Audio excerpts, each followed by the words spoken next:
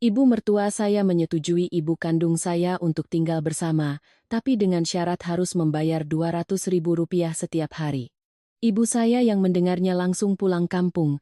3 tahun kemudian, saat ibu mertua ingin tinggal bersama kami untuk masa tuanya, saya menyodorkan sebuah kalkulator pada suami dan berkata, 2 juta per hari. Hari itu, saat ibu mertua saya meletakkan mangkuk nasinya dan berkata, kalau Besan mau tinggal di sini, setiap hari bayar 200.000 untuk uang makan. Ya, saya melihat ibu kandung saya terdiam selama beberapa detik. Beliau tidak membantah, juga tidak menangis. Ibu hanya menoleh ke arah saya dan bertanya dengan sangat pelan. Di terminal masih ada bus ke kampung sore ini, kan, Nak? Saat itu, ikan pindang di atas kompor bahkan belum sempat saya matikan apinya. Nama saya Dewi, waktu itu usia saya 36 tahun. Saya bekerja sebagai akuntan di sebuah toko material bangunan di Jakarta Barat. Suami saya, Agung, adalah anak tunggal. Kami tinggal bersama ibu mertua di sebuah rumah 3 lantai di dalam gang dekat pasar. Dibilang 3 lantai terdengar mewah, padahal lantai bawah digunakan untuk warung kelontong kecil. Lantai 2 adalah kamar kami dan putri kami yang kelas 6 SD, sedangkan lantai paling atas hanya untuk menyimpan barang-barang bekas dan mesin jahit tua milik ibu mertua. Rumahnya tidak luas, tapi juga tidak sempit. Setidaknya masih cukup untuk menambah satu orang tua lagi dengan sebuah tempat tidur lipat di dekat jendela. Ibu saya tinggal di sebuah desa di Jawa Tengah. Ayah sudah lama meninggal, jadi beliau tinggal sendirian di rumah peninggalan kakek. Beberapa tahun yang lalu, saat masih sehat, beliau beternak ayam dan menanam sayuran. Tapi sejak terjatuh dan kakinya patah, jalannya menjadi sulit. Setiap kali menelepon dan mendengar suara sandalnya yang diseret, hati saya selalu gelisah. Hari itu, saya berdiskusi dengan suami untuk menjemput ibu, agar tinggal bersama kami sementara waktu. Awalnya Agung setuju. Iya juga, ya. Kalau ibu sendirian di kampung, nanti kalau sakit malam-malam bagaimana? Mendengar itu, saya sangat senang. Semalaman saya tidak bisa tidur, membayangkan akan menata ulang kamar, membeli kasur baru agar punggung ibu tidak sakit. Saya pikir semuanya akan berjalan lancar, siapa sangka, keesokan paginya, saat saya sedang memotong sayuran di dapur, ibu mertua saya datang dan duduk di dekat pintu. Bu Lastri, ibu mertua saya, adalah orang yang sangat teliti. Dari urusan tagihan listrik hingga sebotol kecap, semuanya beliau catat. Beliau tidak pernah marah dengan berteriak, tapi kata-katanya selalu dingin dan tajam. Beliau menatap saya sejenak, lalu bertanya, katanya kamu mau menjemput ibumu ke sini? Saya meletakkan pisau. Iya, Bu. Kaki ibu semakin lemah. Beliau mengangguk, tangannya merapikan taplak meja. Orang tua sendirian memang kasihan, tapi pengeluaran di rumah ini kan setiap bulan sudah dihitung. Kalau tambah satu orang, ya tambah biaya makan, listrik, air, dan obat-obatan. Belum sempat saya menjawab, beliau melanjutkan dengan nada datar. Kalau ibumu mau ke sini, setiap hari bayar 200.000 untuk uang makan. Ibu hitung segitu sudah sangat murah. Dari luar terdengar suara penjual roti lewat. Saya berdiri membeku di tengah dapur, mengira saya salah dengar. 200.000 sehari, berarti 6 juta sebulan. Penghasilan ibu saya di kampung selama sebulan pun tidak sampai segitu. Saya menoleh ke arah suami saya. Dia sedang duduk bermain ponsel di ruang tamu. Mendengar itu, dia mengangkat kepalanya. Bu, bicaranya kok begitu? Bu Lastri menoleh, apanya yang begitu? Di rumah ini semua orang ikut iuran. Tambah satu orang ya tambah pengeluaran. Tapi itu kan ibu mertuamu, Bu. Ibu tidak melarang. Kalau mau tinggal di sini, ya bayar uang makan. Biar sama-sama enak. Kalimat terakhir itu membuat tenggorokan saya tercekat. Saya tahu ibu mertua saya tidak menyukai ibu saya sejak lama. Keduanya sebaya, tapi wataknya bertolak belakang. Ibu saya pendiam dan bicaranya lembut. Sementara Bu Lastri orangnya penuh aturan, gengsinya tinggi, dan ingin segalanya serba jelas. Dulu saat kami menikah, keluarga saya tidak mampu memberikan seserahan yang mewah. Meskipun tidak pernah diucapkan, Selama bertahun-tahun beliau sering menyindir seolah menikahi saya sama saja dengan menambah beban. Saya bisa menahannya karena saya menantu. Tapi saat mendengar beliau menghitung uang makan dengan ibu kandung saya sendiri, hati saya terasa dingin. Sore harinya, saya menjemput ibu di terminal. Beliau mengenakan kebaya lama berwarna ungu, tangannya membawa sebuah tas kain berisi beberapa setel pakaian dan satu stoples sambal terasi kesukaan saya.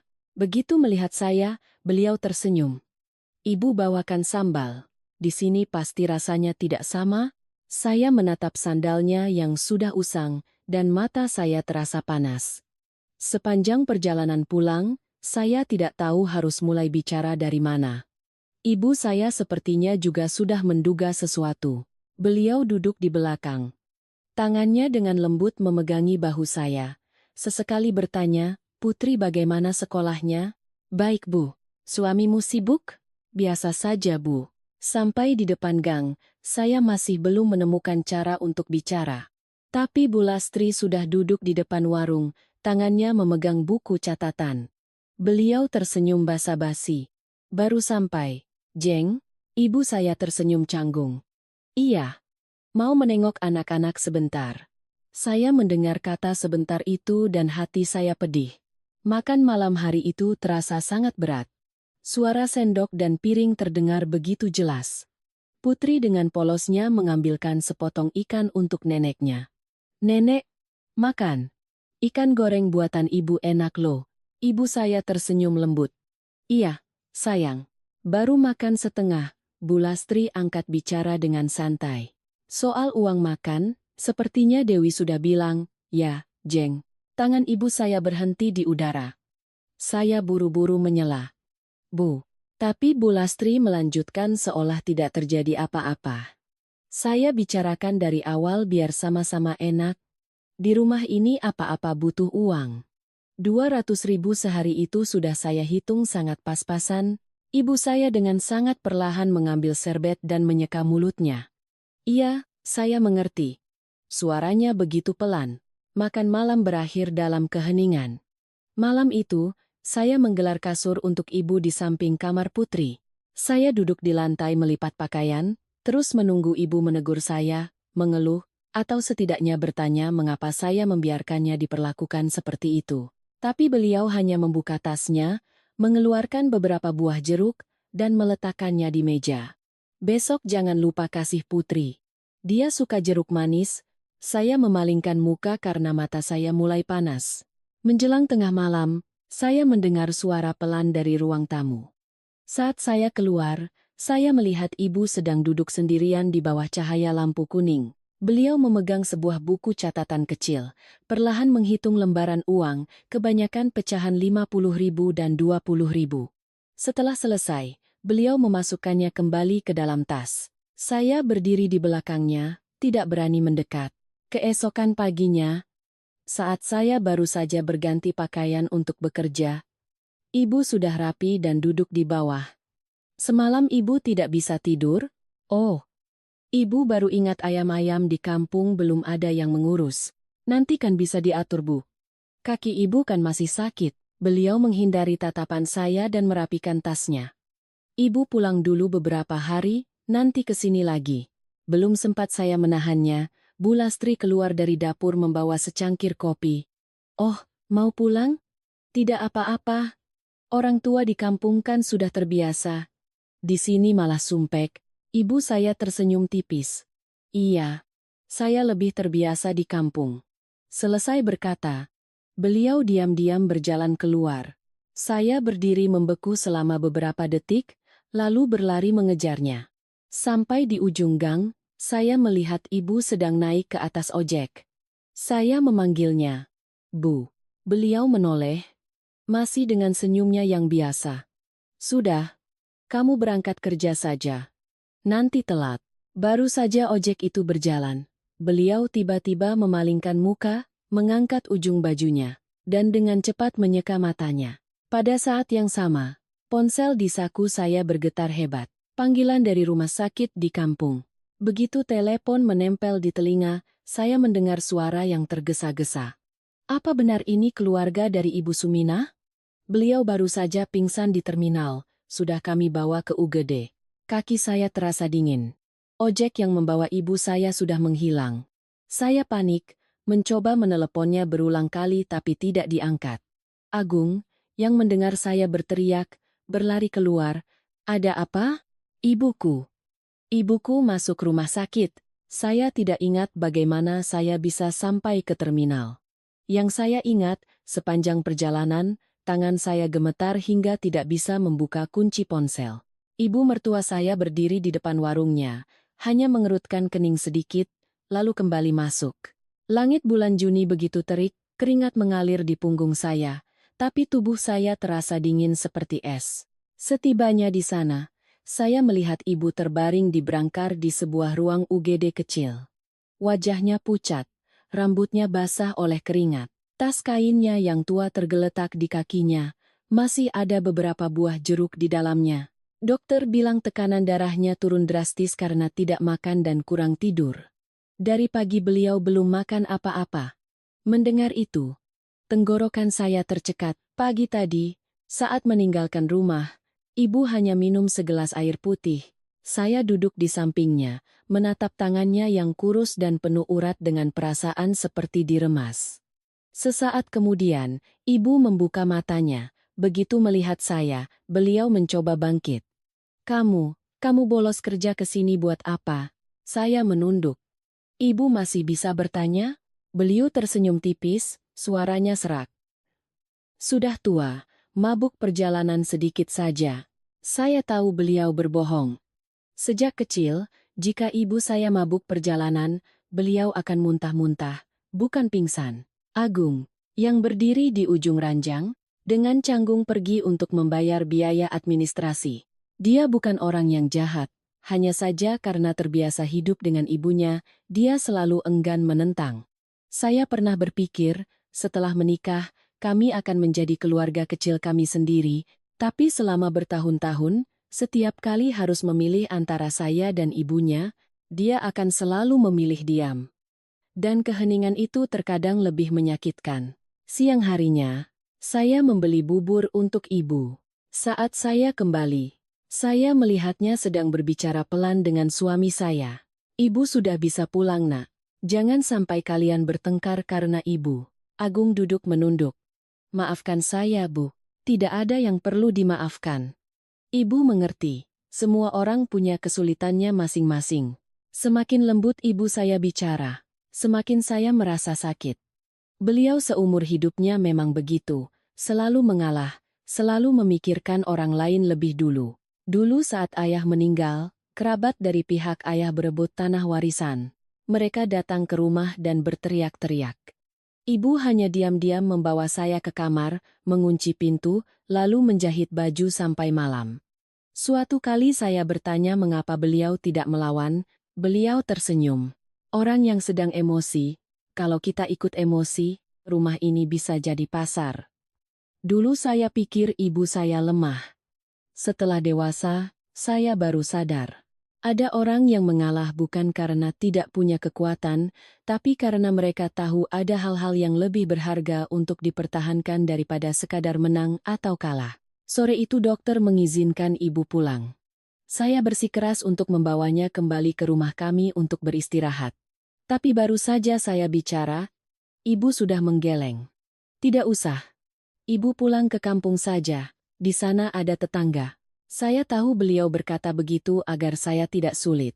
Di depan gerbang rumah sakit, Agung memberikan kunci motornya pada saya. Kamu antar ibu pulang, ya.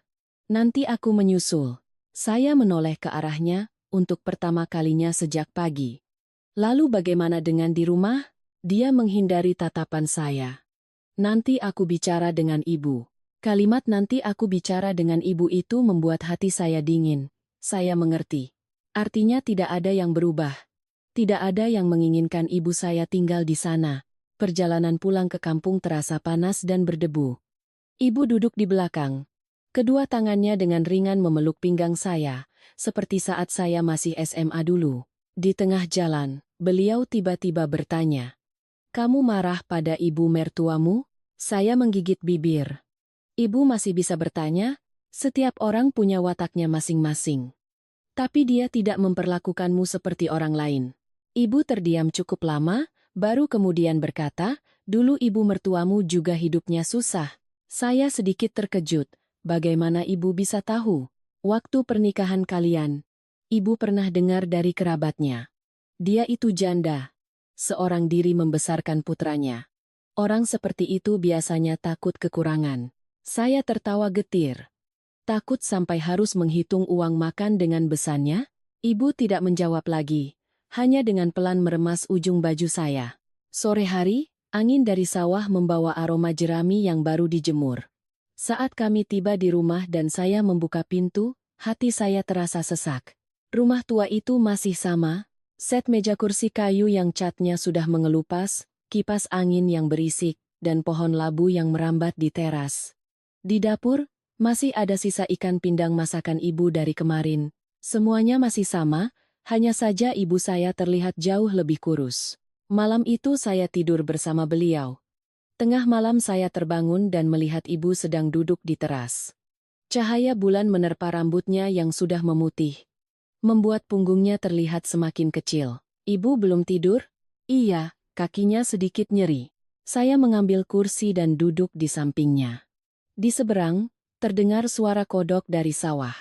Dari kejauhan, seseorang memutar lagu campur sari dari radio tua.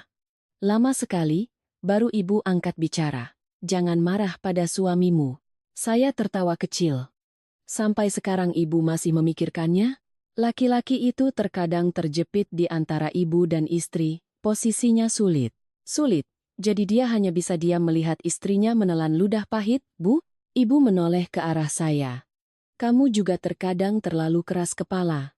Saya terdiam. Beliau benar. Sejak menikah, saya selalu mencoba membuktikan bahwa saya tidak kalah dari siapapun. Keluarga suami lebih berada. Saya semakin giat bekerja, semakin ingin menghasilkan uang agar tidak diremehkan. Pernah suatu masa saya lembur terus-menerus, anak saya yang demam pun saya titipkan pada neneknya. Putri pernah memeluk saya dan bertanya, Ibu, kenapa ibu kerja terus? Saya hanya tersenyum dan mengelus kepalanya.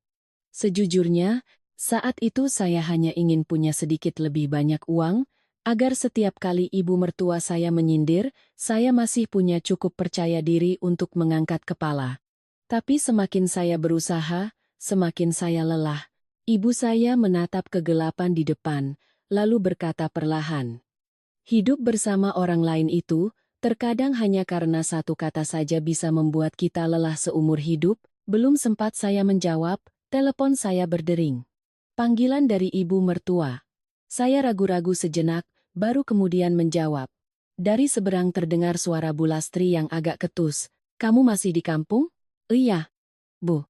Besok pagi-pagi pulang. Warung butuh orang. Saya mencengkeram ponsel. Ibuku baru saja dari rumah sakit. Sekarang kan sudah sehat. Oh, ya, tadi sore ada yang datang menagih utang suamimu. Ibu tidak mengerti apa-apa. Pulang dan jelaskan. Saya langsung duduk tegak. Utang apa, Bu? Katanya Agung punya utang hampir 300 juta. Belum sempat saya bertanya lebih lanjut. Dari seberang telepon terdengar suara pintu digedor dan teriakan seorang pria. Ada orang di rumah tidak? Keluar. Lalu panggilan itu tiba-tiba terputus.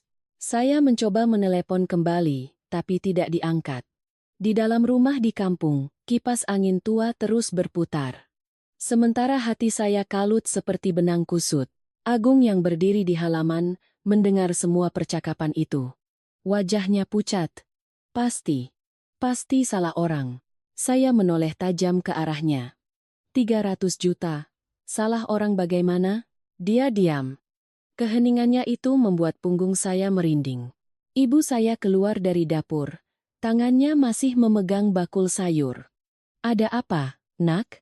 Belum sempat saya menjawab, Agung sudah tersenyum canggung. Tidak ada apa-apa, Bu. Mungkin hanya salah paham soal pengiriman barang. Ibu saya menatap kami berdua, lalu dengan perlahan meletakkan bakulnya. Suami istri itu, soal uang, bisa menyembunyikannya dari orang lain. Tapi kalau saling menyembunyikan terus-menerus, akan lelah sekali. Kalimatnya yang pelan membuat saya tercekat. Saya menatap suami saya. Jelaskan. Agung menarik kursi dan duduk di teras. Dia mengeluarkan sebungkus rokok dari sakunya, lalu menyimpannya kembali. Sejak punya anak, dia sudah lama berhenti merokok, hanya jika sedang sangat stres, dia akan tanpa sadar mencarinya. Mas, patungan modal dengan teman, sejak kapan? Sudah lebih dari setahun. Saya terpaku. Setahun. Selama setahun penuh, setiap hari saya menghitung uang sekolah anak, uang susu untuk ibu, uang arisan. Tapi suami saya menyembunyikan pinjaman sebesar itu. Mas dapat uang dari mana? Awalnya sedikit saja. Setelah kelihatannya untung, Mas pinjam lagi. Pinjam dari siapa? Dia menunduk. Pinjaman online. Saya tertawa, tapi tawa itu terdengar kering. Pantas saja akhir-akhir ini dia sering bilang sibuk. Mas pikir bisa diputarkan dulu. Lalu kenapa jadi 300 juta? Dia menyeka wajahnya. Temanku. Membawa kabur uangnya. Di halaman, seekor anjing tetangga menggonggong. Angin meniup daun-daun pisang hingga bergesekan dengan atap. Saya duduk diam cukup lama, kepala saya kosong. Ternyata selama ini bukan saya yang terlalu sensitif. Agung memang berubah. Dulu setiap pulang kerja, dia akan bermain dengan Putri, membantu saya mencuci piring, atau mengantar ibunya ke dokter. Tapi belakangan, dia sering memegang ponselnya sampai larut, tidurnya gelisah, dan sering melamun saat makan. Saya pernah bertanya, dia hanya bilang pekerjaan sedang banyak. Saya percaya. Percaya sampai hari di mana ibu saya dihitung uang makannya, saya bahkan masih menyalahkannya karena tidak cukup kuat untuk membela kami. Saya tidak tahu dia sedang tenggelam dalam utangnya sendiri. Ibu saya menarik kursi dan duduk di hadapan suami saya. Apa mereka sering datang mengancam? Nak, baru beberapa kali Bu. Ada surat-suratnya? Ada tanda tangan di aplikasi. Beliau mengangguk sangat pelan. Malam ini kalian pulang saja. Saya menoleh. Ibu kan belum sehat. Ibu tidak apa-apa. Kalian di sini. Utang di sana tidak akan lunas sendiri. Tenggorokan saya tercekat. Beliau memang selalu begitu. Masalah sebesar apapun, diucapkannya dengan ringan seolah sedang membahas makan malam. Sekitar jam 9 malam, kami berangkat kembali ke kota. Jalanan gelap. Sesekali ada truk besar yang lewat, anginnya membuat motor saya goyang. Agung duduk di belakang, diam 1000 bahasa. Saya juga tidak ingin bicara. Ada kalanya kemarahan membuat orang tidak punya tenaga lagi untuk berdebat. Setibanya di depan gang sekitar jam 11 malam, saya sudah melihat beberapa tetangga berkumpul di depan warung kami. Melihat kami, Bu Ida, penjual sayur, langsung menarik tangan saya. Ya Tuhan, tadi sore ramai sekali di sini, Neng. Ada apa Bu? Ada yang datang gedor-gedor pintu menagih utang. Ibu mertuamu sampai pucat. Saya mendengarnya dengan perasaan kalut. Begitu masuk ke dalam rumah, saya melihat beberapa kardus mie instan di depan warung berserakan. Pintu kaca etalase retak. Ibu mertua saya duduk di ruang tamu, rambutnya acak-acakan. Putri sedang duduk memijat bahunya. Begitu melihat kami, dia berlari dan memeluk saya. Ibu, tadi ada orang jahat. Saya mengelus kepalanya. Sudah, naik ke atas tidur, ya? Setelah Putri naik, saya baru menoleh ke suami saya. Mas sudah bicara dengan ibu? Belum sempat dia menjawab, Bu Lastri sudah bangkit. Benar, Agung? Dia menunduk. Iya, Bu. Ya Tuhan. Beliau terduduk lemas. Ibu membesarkanmu sekian lama, sekarang kamu meminjam sampai 300 juta. Agung berkata dengan suara serak. Aku kan mau usaha, Bu. Usaha apa yang sampai menyembunyikannya dari seluruh keluarga? Saya belum pernah melihat ibu mertua saya sepanik ini. Wanita yang tadinya begitu lihai tawar-menawar di pasar, yang pernah ditipu arisan tapi tetap tenang, sekarang tangannya gemetar hingga tidak bisa memegang gelas. Beliau menoleh ke arah saya, matanya merah. Kamu tahu soal ini? Saya menggeleng. Saya juga baru tahu. Beliau tertawa sinis. Hebat sekali, ya. Suami istri tinggal serumah tapi saling menyembunyikan. Saya hendak bicara, tapi kemudian diam. Sejujurnya, beliau tidak sepenuhnya salah.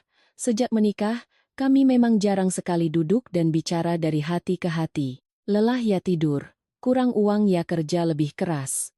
Masalah-masalah kecil itu perlahan menumpuk menjadi sebuah jarak. Ibu mertua saya tiba-tiba bangkit dan berjalan ke atas.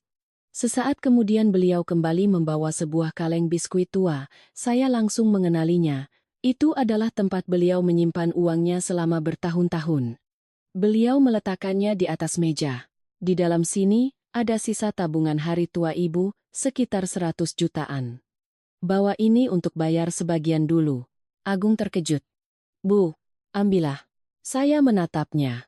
Untuk pertama kalinya setelah sekian lama, saya melihat di mata ibu mertua saya tidak ada lagi tatapan perhitungan. Hanya ada seorang ibu yang ketakutan putranya akan terjerumus lebih dalam. Tapi baru saja Agung membuka kaleng itu, saya tiba-tiba merasa ada yang aneh. Uang di dalamnya tidak sebanyak yang beliau katakan. Hanya ada beberapa ikat uang kecil dan beberapa buku tabungan lama. Bu Lastri terdiam beberapa detik, lalu buru-buru menutupnya kembali. Saya melihat raut wajahnya berubah, dan di dalam hati saya muncul kecurigaan. Bu, beliau menghindari tatapan saya. Uangnya baru saja ibu pakai untuk renovasi rumah. Agung tidak memperhatikan, hanya menunduk pasrah.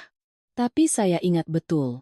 3 bulan yang lalu beliau pernah pamer ke tetangga bahwa beliau baru saja mencairkan deposito hampir 700 juta. Dan rumah ini tidak direnovasi sama sekali. Belum sempat saya bertanya lebih lanjut, dari luar terdengar lagi suara motor berhenti. Seorang pria paruh baya masuk, diikuti oleh 2 pemuda bertato di lengan. Pria itu melihat sekeliling, lalu tersenyum sinis. Wah, sedang kumpul keluarga, ya? Agung langsung bangkit. Mas Budi, tolong beri saya waktu. Pria itu menarik kursi dan duduk, santai seperti di rumah sendiri. Saya sudah memberimu waktu setahun. Saya perhatikan. Tatapan ibu mertua saya tiba-tiba berubah saat melihat pria itu. Bukan lagi takut, melainkan seperti sudah mengenalnya sejak lama. Pria bernama Budi itu menoleh ke arah Bu Lastri, lalu tersenyum. Lama tidak bertemu, ya, Mbak. Tangan ibu mertua saya terkepal di ujung bajunya.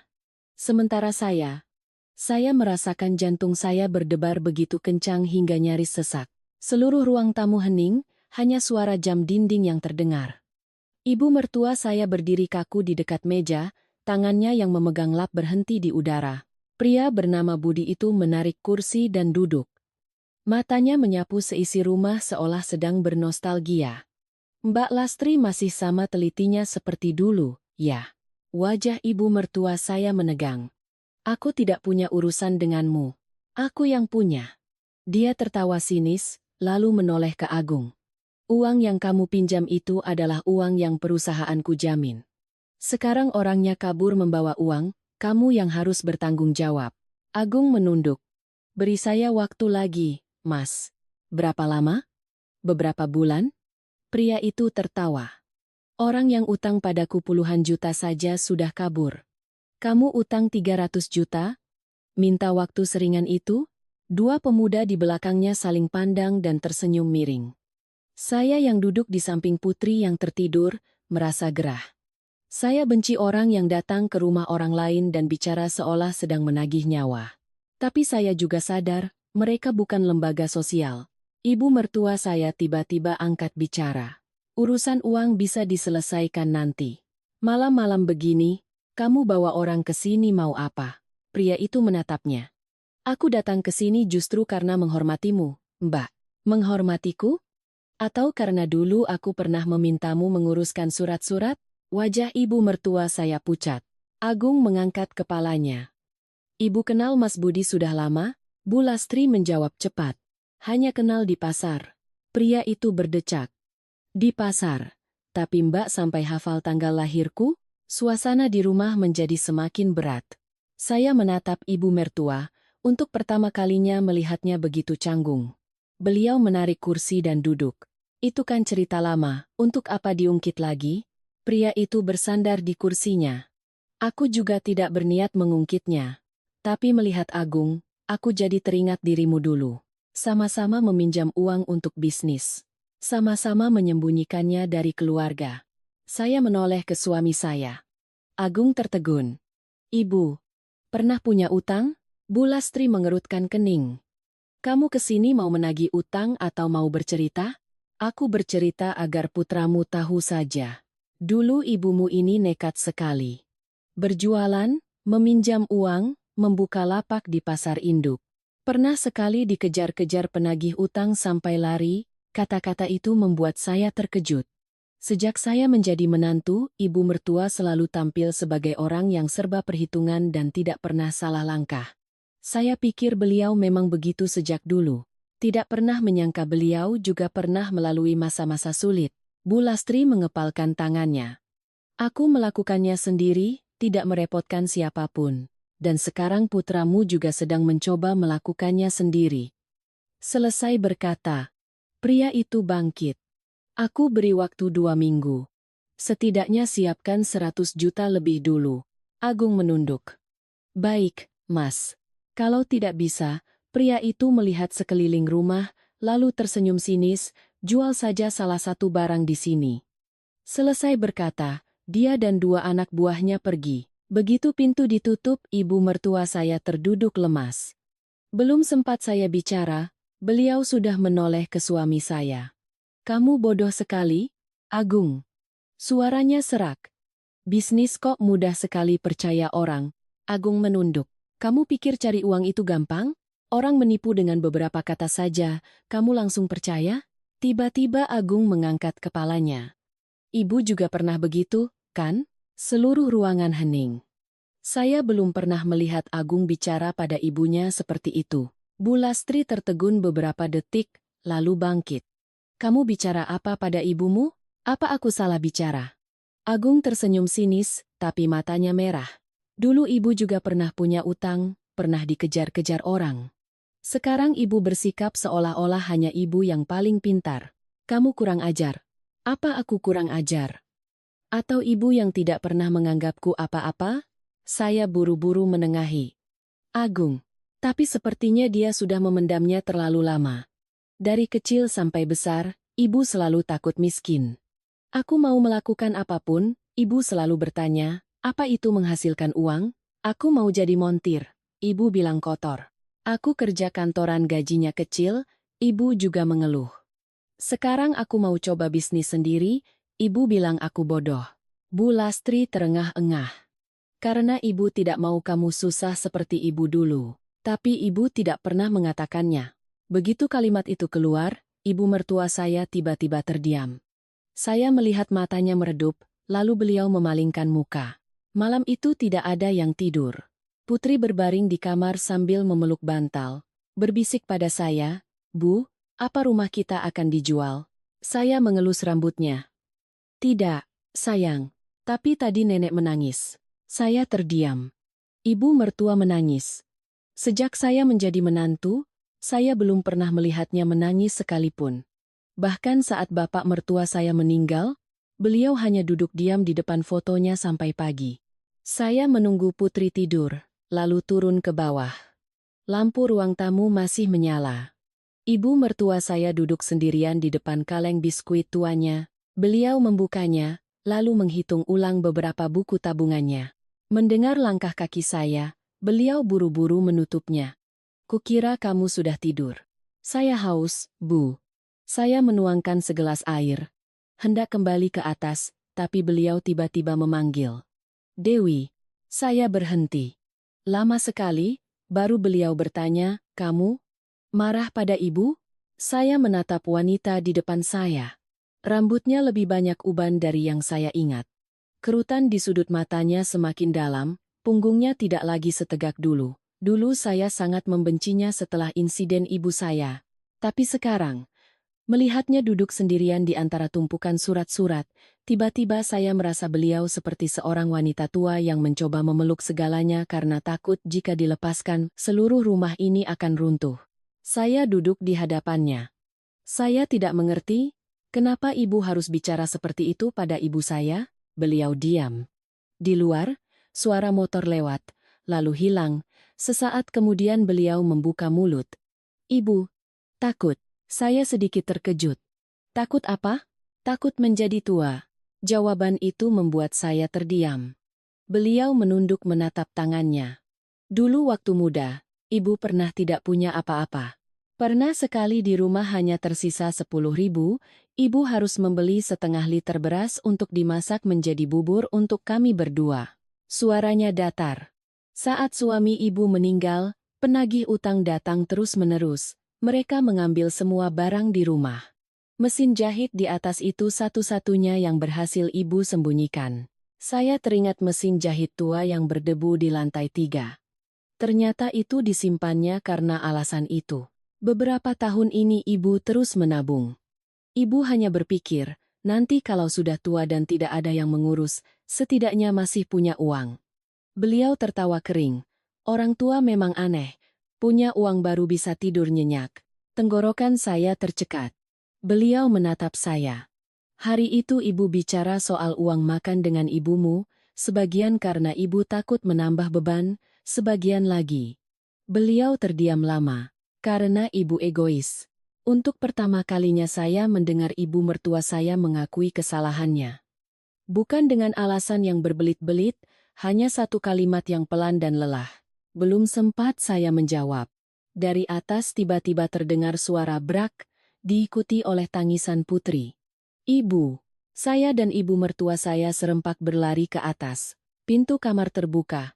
Agung sedang duduk di lantai memegangi kepalanya. Di sampingnya, sebuah laci lemari terbuka. Kertas-kertas berserakan. Dan di tangannya, ada selembar kertas tua yang sudah menguning. Dia mengangkat kepalanya menatap ibunya, suaranya bergetar. "Bu, kenapa? Kenapa rumah ini atas nama orang lain?" Kertas di tangan Agung bergetar. Saya yang berdiri di ambang pintu bisa melihat dengan jelas tulisan di atasnya, akta jual beli. Dan di bagian nama pembeli, bukan nama ibu mertua saya, melainkan nama Budi. Udara di dalam kamar seolah tersedot habis. Putri, yang masih belum mengerti apa-apa, memeluk erat lengan saya dan menatap semua orang dengan takut. "Nenek kenapa, Bu?" Saya menariknya ke belakang. "Turun dulu." "Ya, sayang." Dia menggeleng. "Aku takut." Agung masih duduk di lantai, matanya yang merah menatap ibunya. "Bu, jelaskan." Bu Lastri berdiri membeku di dekat pintu. Wajahnya pucat, kedua tangannya terkepal begitu erat. "Berikan ibu lihat." "Tidak." "Rumah ini atas nama Pak Budi?" "Bukan." "Lalu surat ini apa?" Saya menunduk dan mengambil beberapa lembar kertas yang berserakan. Ada surat pinjaman, surat jual beli, dan kwitansi-kwitansi lama dari hampir 10 tahun yang lalu. Semakin saya lihat, semakin saya merinding. Ibu mertua saya mencoba mengambil tumpukan kertas itu, tapi Agung menahannya. "Ibu menyembunyikannya dariku sampai sekarang?" Suaranya serak. "Jelaskan, Bu." Bu Lastri akhirnya terduduk lemas di tepi ranjang. Dulu ibu tidak punya pilihan lain. Di luar, hujan mulai turun. Tetesan air mengetuk atap seng di teras. Suaranya berisik seolah ada yang terus-menerus mengetuk pintu. Putri yang ketakutan, bersembunyi di belakang saya. Saya menatap ibu mertua. "Jelaskan, Bu." Beliau menunduk lama sekali, baru kemudian membuka mulut. "Dulu waktu suami ibu meninggal, ibu punya banyak sekali utang." Saya teringat ceritanya tadi. Tapi sepertinya kebenarannya lebih buruk dari itu. "Waktu itu mereka mau menyita rumah." Suaranya merendah. "Pak Budi yang membantu." Agung tertawa getir. "Membantu dengan mengambil alih rumah ini?" "Dia meminjamkan ibu uang untuk melunasi utang. Lalu rumah ini dibalik nama atas namanya, sebagian sebagai jaminan." "Jaminan selama belasan tahun, Bu?" Pertanyaan itu membuat beliau terdiam. Saya mulai mengerti mengapa ibu mertua saya begitu terobsesi dengan uang, dan mengapa beliau begitu menyimpan setiap rupiahnya. Orang yang pernah mengalami kehilangan segalanya, akan hidup seumur hidup dalam ketakutan akan kembali ke titik itu. Tapi saya juga merasa sakit hati untuk suami saya. Dia tumbuh di rumah ini, selalu mengira ini adalah satu-satunya aset keluarganya. Tapi hari ini dia baru tahu, segalanya tidak pernah sepasti yang dia kira. Hujan di luar semakin deras. Agung menatap ibunya. Jadi kalau sekarang Pak Budi mengambil rumah ini, kita tidak bisa berbuat apa-apa? Bu Lastri memalingkan muka, tenggorokan saya tercekat. Putri di samping saya berbisik, Bu, apa rumah kita akan hilang? Saya memeluknya. Tidak, sayang. Tapi saya sendiri tidak yakin. Malam itu tidak ada yang tidur. Sekitar jam 2 pagi, Putri baru terlelap karena lelah. Saya menyelimutinya, lalu turun ke bawah. Ibu mertua masih duduk di meja makan. Di depannya ada secangkir teh yang sudah dingin dan tumpukan surat tua. Beliau mengangkat kepalanya saat melihat saya. Kamu belum tidur? Belum bisa, Bu. Beliau tertawa sinis. Ibu juga. Saya menarik kursi dan duduk di hadapannya. Di bawah cahaya lampu kuning, saya baru sadar matanya merah, sepertinya habis menangis. Selama ini Pak Budi tidak pernah menyinggung soal rumah. Lalu kenapa ibu tidak memberitahu Mas Agung? Ibu takut. Lagi-lagi kata itu. Saya tiba-tiba sadar, ibu mertua saya hidup dalam ketakutan yang begitu lama. Takut miskin, takut kehilangan rumah, takut masa tua, takut putranya menderita. Orang yang terlalu lama takut akan menjadi keras, menjadi orang yang selalu ingin mengendalikan segalanya. Beliau menatap ke arah tangga yang gelap, lalu berbisik. Dulu Agung hidupnya susah sekali. Pernah sekali kami hanya makan nasi dengan kecap selama seminggu. Dia baru 8 tahun tapi sudah ikut membantu ibu berjualan di pasar. Saya diam mendengarkan. Pernah sekali penagih utang datang menggedor pintu tengah malam. Dia ketakutan dan bersembunyi di bawah tempat tidur sambil menangis. Tangan beliau yang gemetar mengelus cangkir tehnya. Sejak hari itu, ibu hanya berpikir, ibu harus mempertahankan rumah ini. Apapun yang terjadi, anakku tidak boleh diusir ke jalanan. Saya menatap wanita di depan saya dengan perasaan kalut. Saya pernah mengira beliau hanya wanita yang sombong dan perhitungan. Tapi ternyata di balik penampilan kerasnya, ada masa lalu yang penuh luka. Hanya saja, caranya untuk melindungi segalanya terlalu salah. Hingga membuat rumah ini menjadi tempat di mana semua orang saling waspada. Saat saya hendak bicara, dari luar terdengar suara motor. Saya dan Bu Lastri serempak terkejut. Seseorang memarkir motornya tepat di depan warung, lalu terdengar suara ketukan pintu, di tengah malam jam 3 pagi. Ibu mertua saya pucat. Saya berjalan mengintip dari jendela. Seorang wanita berdiri di luar, rambutnya diikat asal-asalan. Ya Tuhan, belum tidur? Itu Bu Ida, tetangga depan gang. Beliau terengah-engah. Ada masalah. Masalah apa? Orang-orang menggosipkan rumah ini akan disita. Saya terpaku. Siapa yang bilang? Seluruh gang sudah heboh. Tadi sore kan ada yang datang menagih utang, jadi sekarang semua orang tahu. Saya mendengarnya dengan kepala pening. Di gang ini, satu masalah kecil saja dalam semalam bisa menjadi cerita besar. Bu Ida melihat ke dalam rumah, lalu merendahkan suaranya. Dan hati-hati, ya. Tadi beberapa pemasok di pasar sudah mulai bertanya-tanya. Saya langsung mengerti. Warung kami selama ini mengambil barang dengan sistem bayar tunda. Jika mereka mendengar kabar ini, mereka akan berhenti memberi utang. Dan warung yang kehilangan pasokan barang sama saja dengan kehabisan napas. Ibu mertua saya yang berdiri di belakang, mendengar semuanya. Beliau berpegangan pada meja dengan erat. Setelah Bu Ida pergi, beliau duduk termenung cukup lama, lalu tiba-tiba bangkit dan naik ke atas. Sesaat kemudian beliau kembali membawa sebuah kantong plastik berwarna biru. Di dalamnya ada beberapa perhiasan emas. Beliau meletakkannya di depan saya. Besok kamu jual ini? Saya tertegun. Bu, untuk modal sementara. Saya melihat perhiasan-perhiasan yang sudah kusam itu dengan perasaan sesak. Mungkin itu adalah sisa emas terakhir yang beliau miliki. Ini peninggalan dari nenekmu. Beliau tertawa kering. Dulu sesusah apapun tidak pernah berani kujual. Belum sempat saya berkata apa-apa, dari atas terdengar suara pintu terbuka dengan kasar. Agung turun, matanya merah seperti tidak tidur semalaman. Dia melihat kantong emas di atas meja, lalu menoleh ke ibunya. Ibu tidak usah jual. Kalau tidak dijual, mau pakai apa untuk membayar utang? Dia menarik kursi dan duduk. Aku sudah punya cara. Saya menatap suami saya. Cara apa? Dia terdiam beberapa detik, lalu berkata, aku akan jual trukku. Saya tertegun. Truk kecil itu adalah satu-satunya sumber penghasilannya. Setiap bulan dia menggunakannya untuk mengangkut barang tambahan di luar jam kerja. Uang itulah yang selama ini dipakai untuk biaya sekolah putri dan membantu pengeluaran rumah. Ibu mertua saya langsung bangkit. Kalau dijual, lalu kamu mau kerja apa? Cari pekerjaan lain. Bu, gila kamu. Agung tertawa sinis. Lalu sekarang apa lagi yang bisa dijual? Begitu kalimat itu selesai, teleponnya berdering. Layar menampilkan nama Santi, saya terdiam.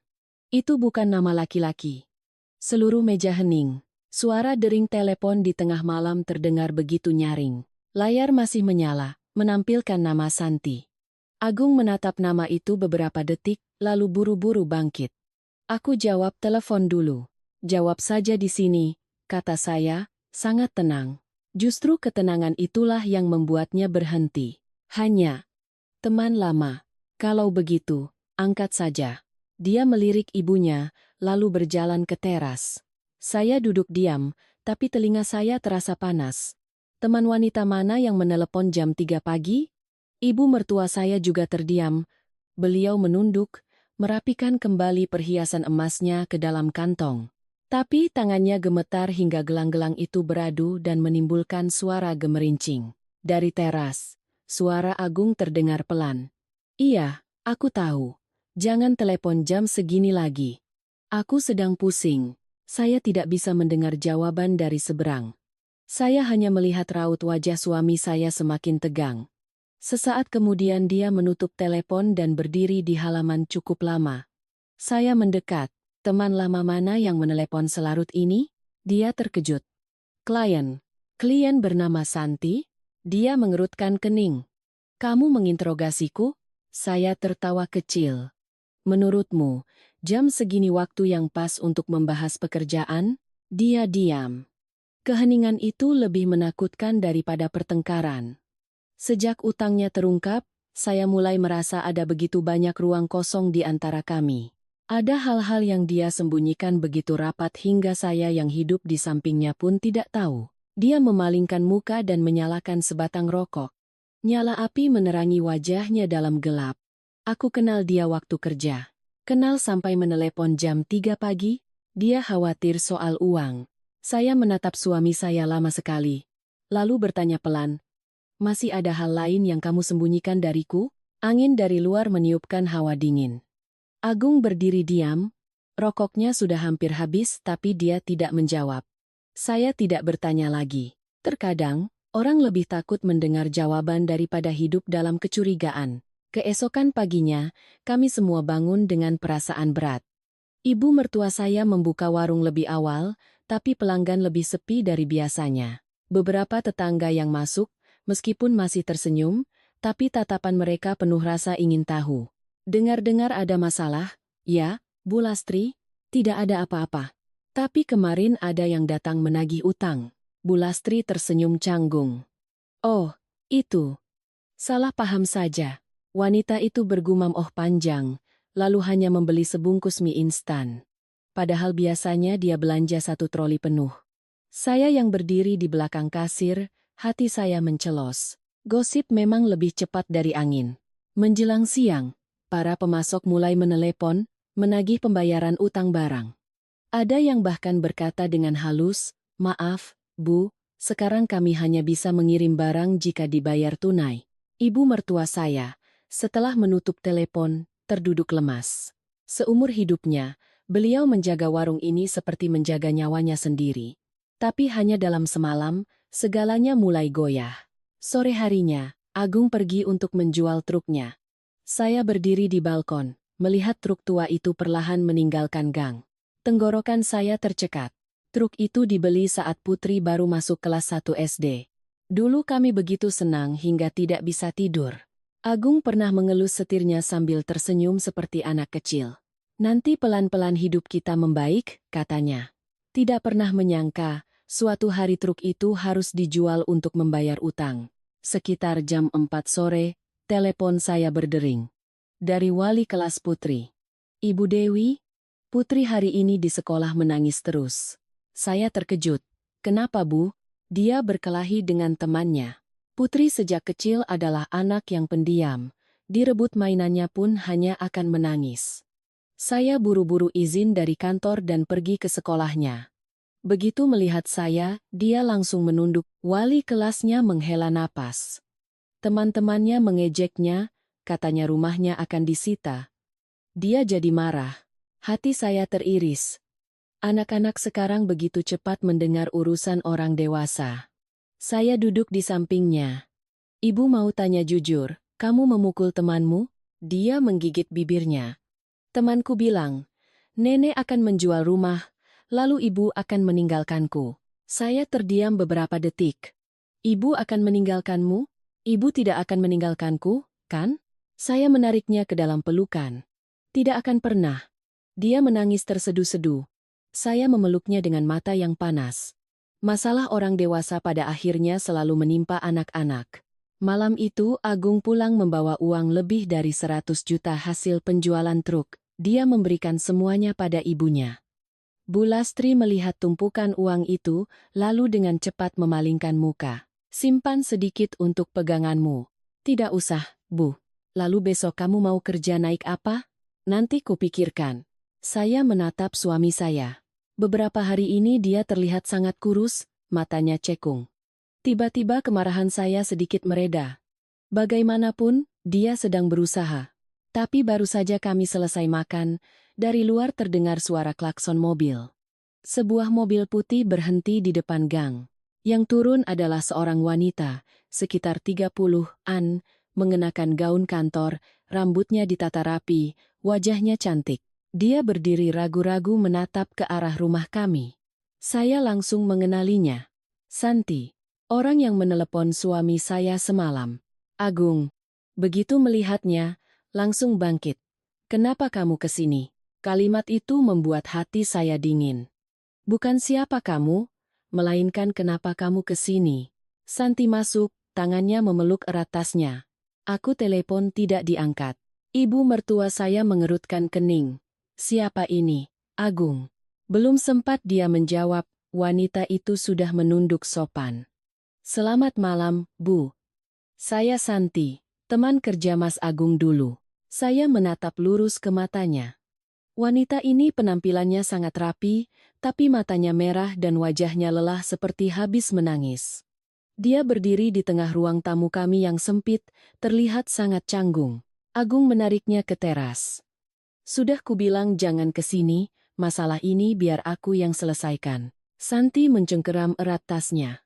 Aku sudah tidak tahan lagi. Mendengar itu, saya bangkit dan mendekat. Kalau ada apa-apa, bicarakan saja di sini. Agung menoleh ke arah saya, wajahnya canggung. Santi menggigit bibirnya, lalu tiba-tiba membuka tasnya dan mengeluarkan setumpuk berkas. Dia memberikannya pada Agung.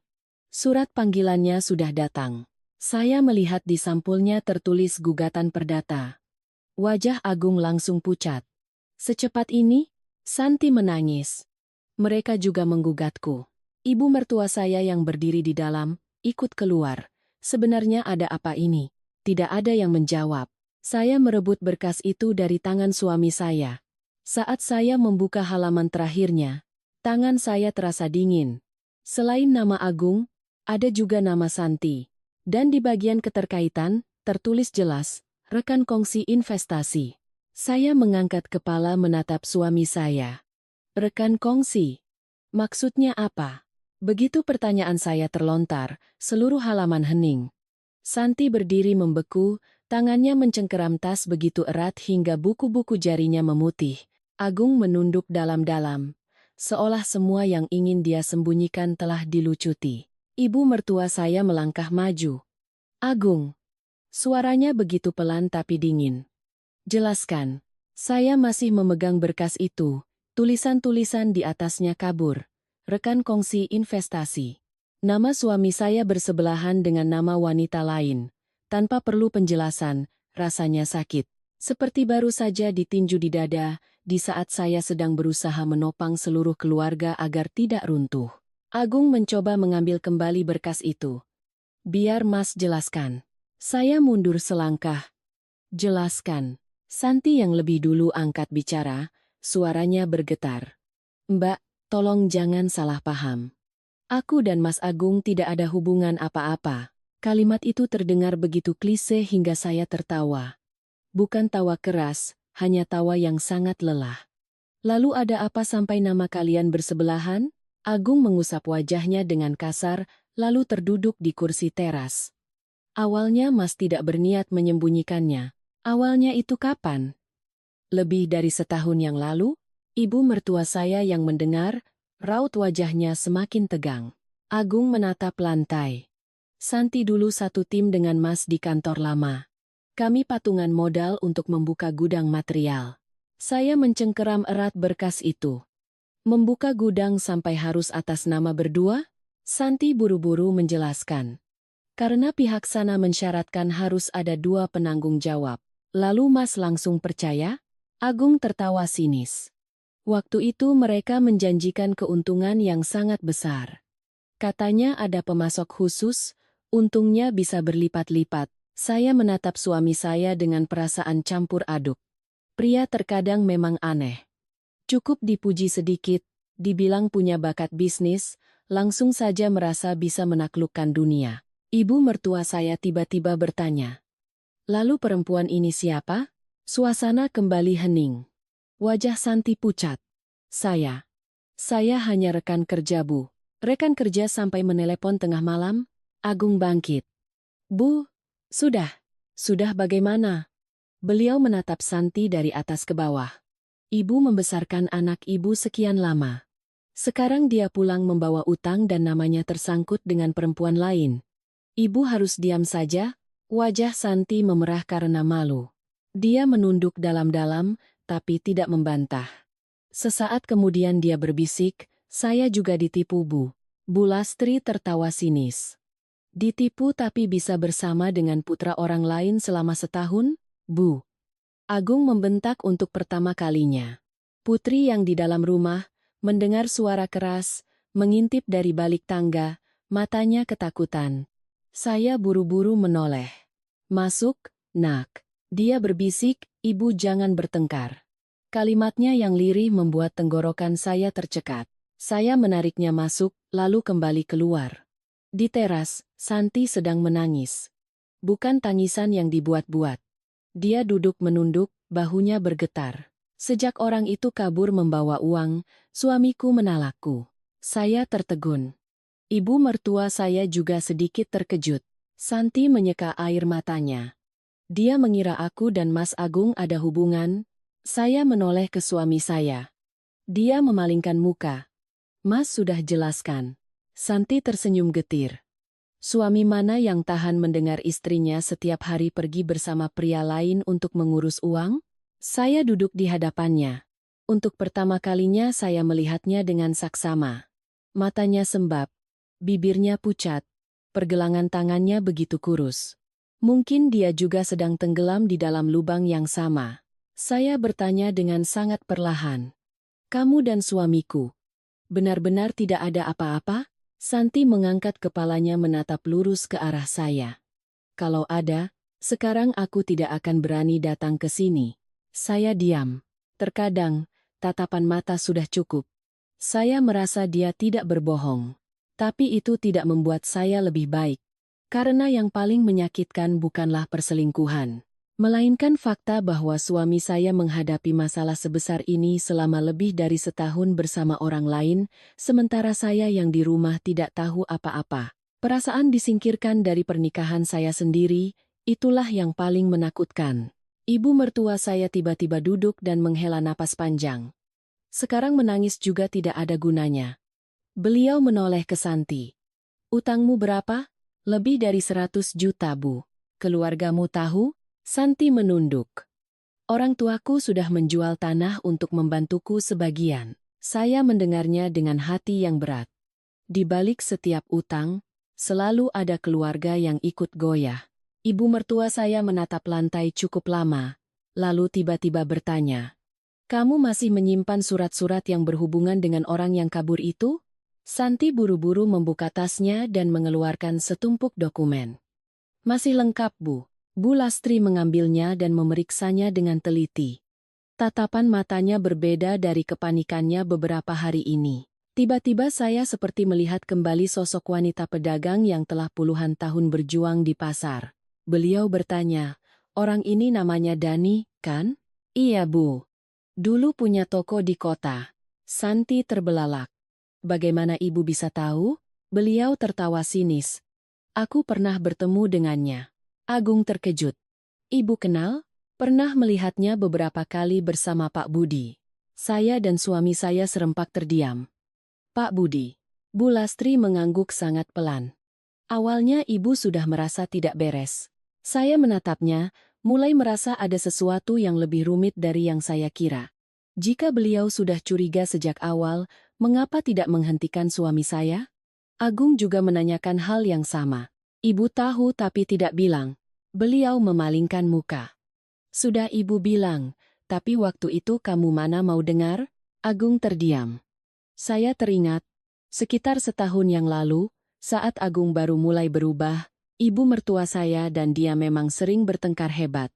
Dulu saya pikir itu hanya pertengkaran biasa. Pernah sekali beliau bahkan membanting buku catatan ke meja. "Jangan berurusan dengan orang-orang itu." Agung saat itu hanya pergi begitu saja. Saya tidak pernah menyangka, segalanya telah dimulai sejak saat itu. Santi duduk diam sejenak, lalu berbisik. "Saya rasa, Pak Budi tahu lebih banyak dari yang kita kira." Di luar, suara penjual sate lewat. Aroma yang begitu biasa, tapi membuat rumah kami semakin terasa sesak. Saya melihat jam, sudah hampir jam 11 malam. Satu hari yang terasa seperti sebulan, tiba-tiba telepon ibu mertua saya berdering. Beliau melihat layarnya dan pucat. "Itu Pak Budi." Seluruh keluarga terdiam. Bu Lastri ragu-ragu sejenak, baru kemudian menjawab.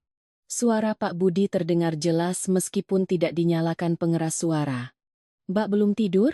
Ada apa?" "Hanya mau mengingatkan saja. 2 minggu lagi kalau uangnya belum ada, saya terpaksa akan memproses surat-suratnya."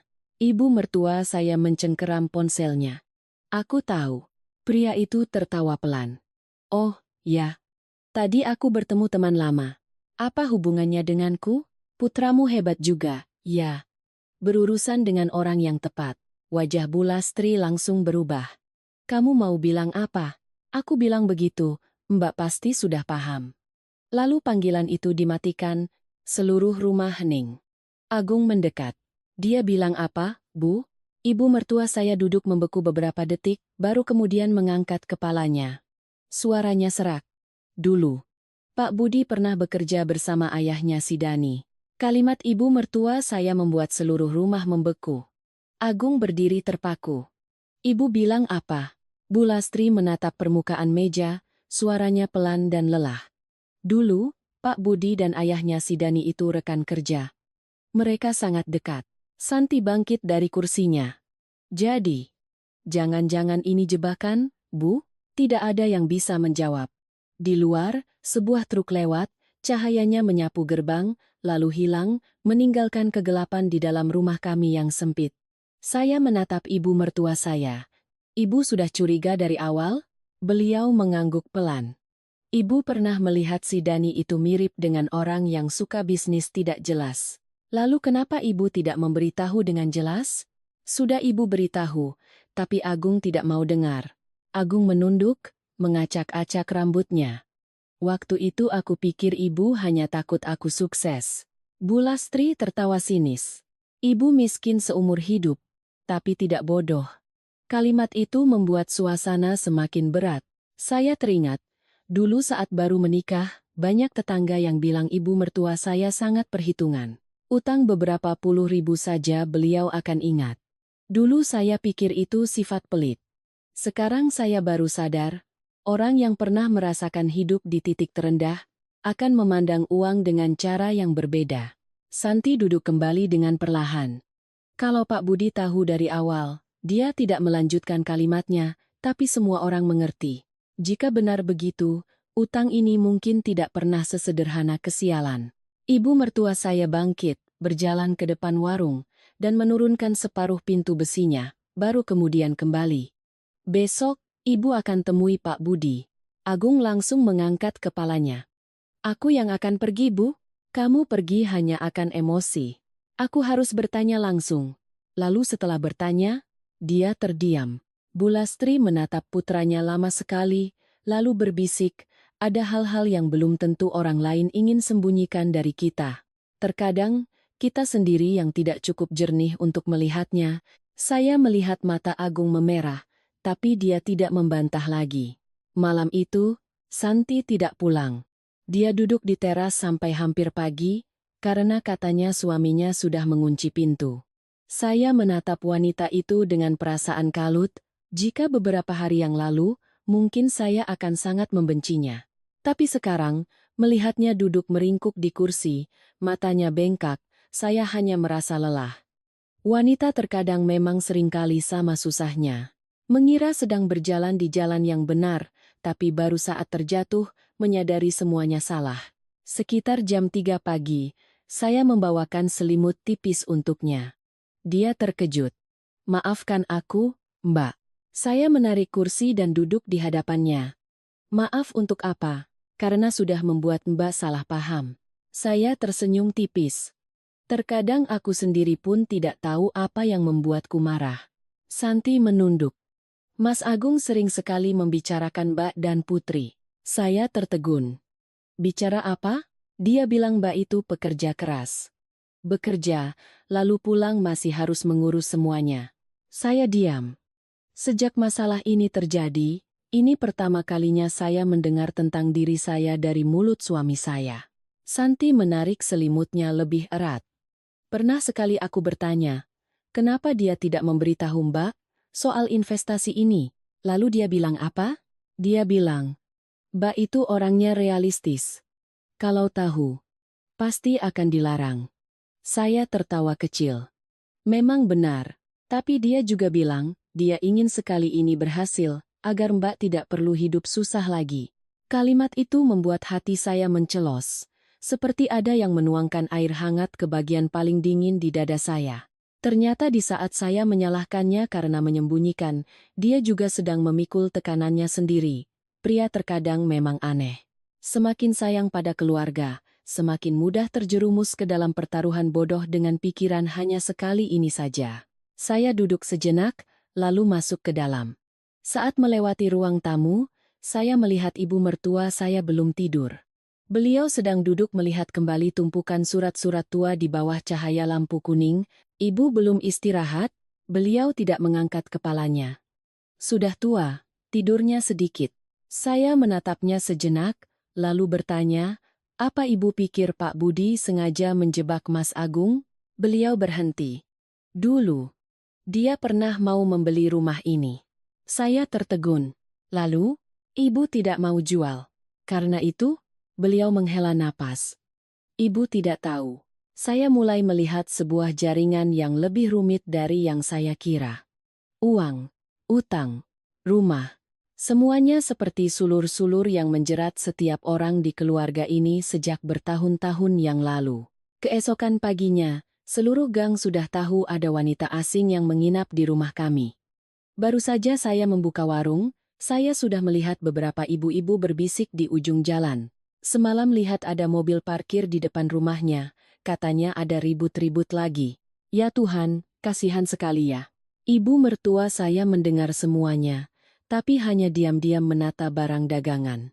Sampai akhirnya seorang pelanggan sengaja bertanya dengan keras, menantunya masih di rumah?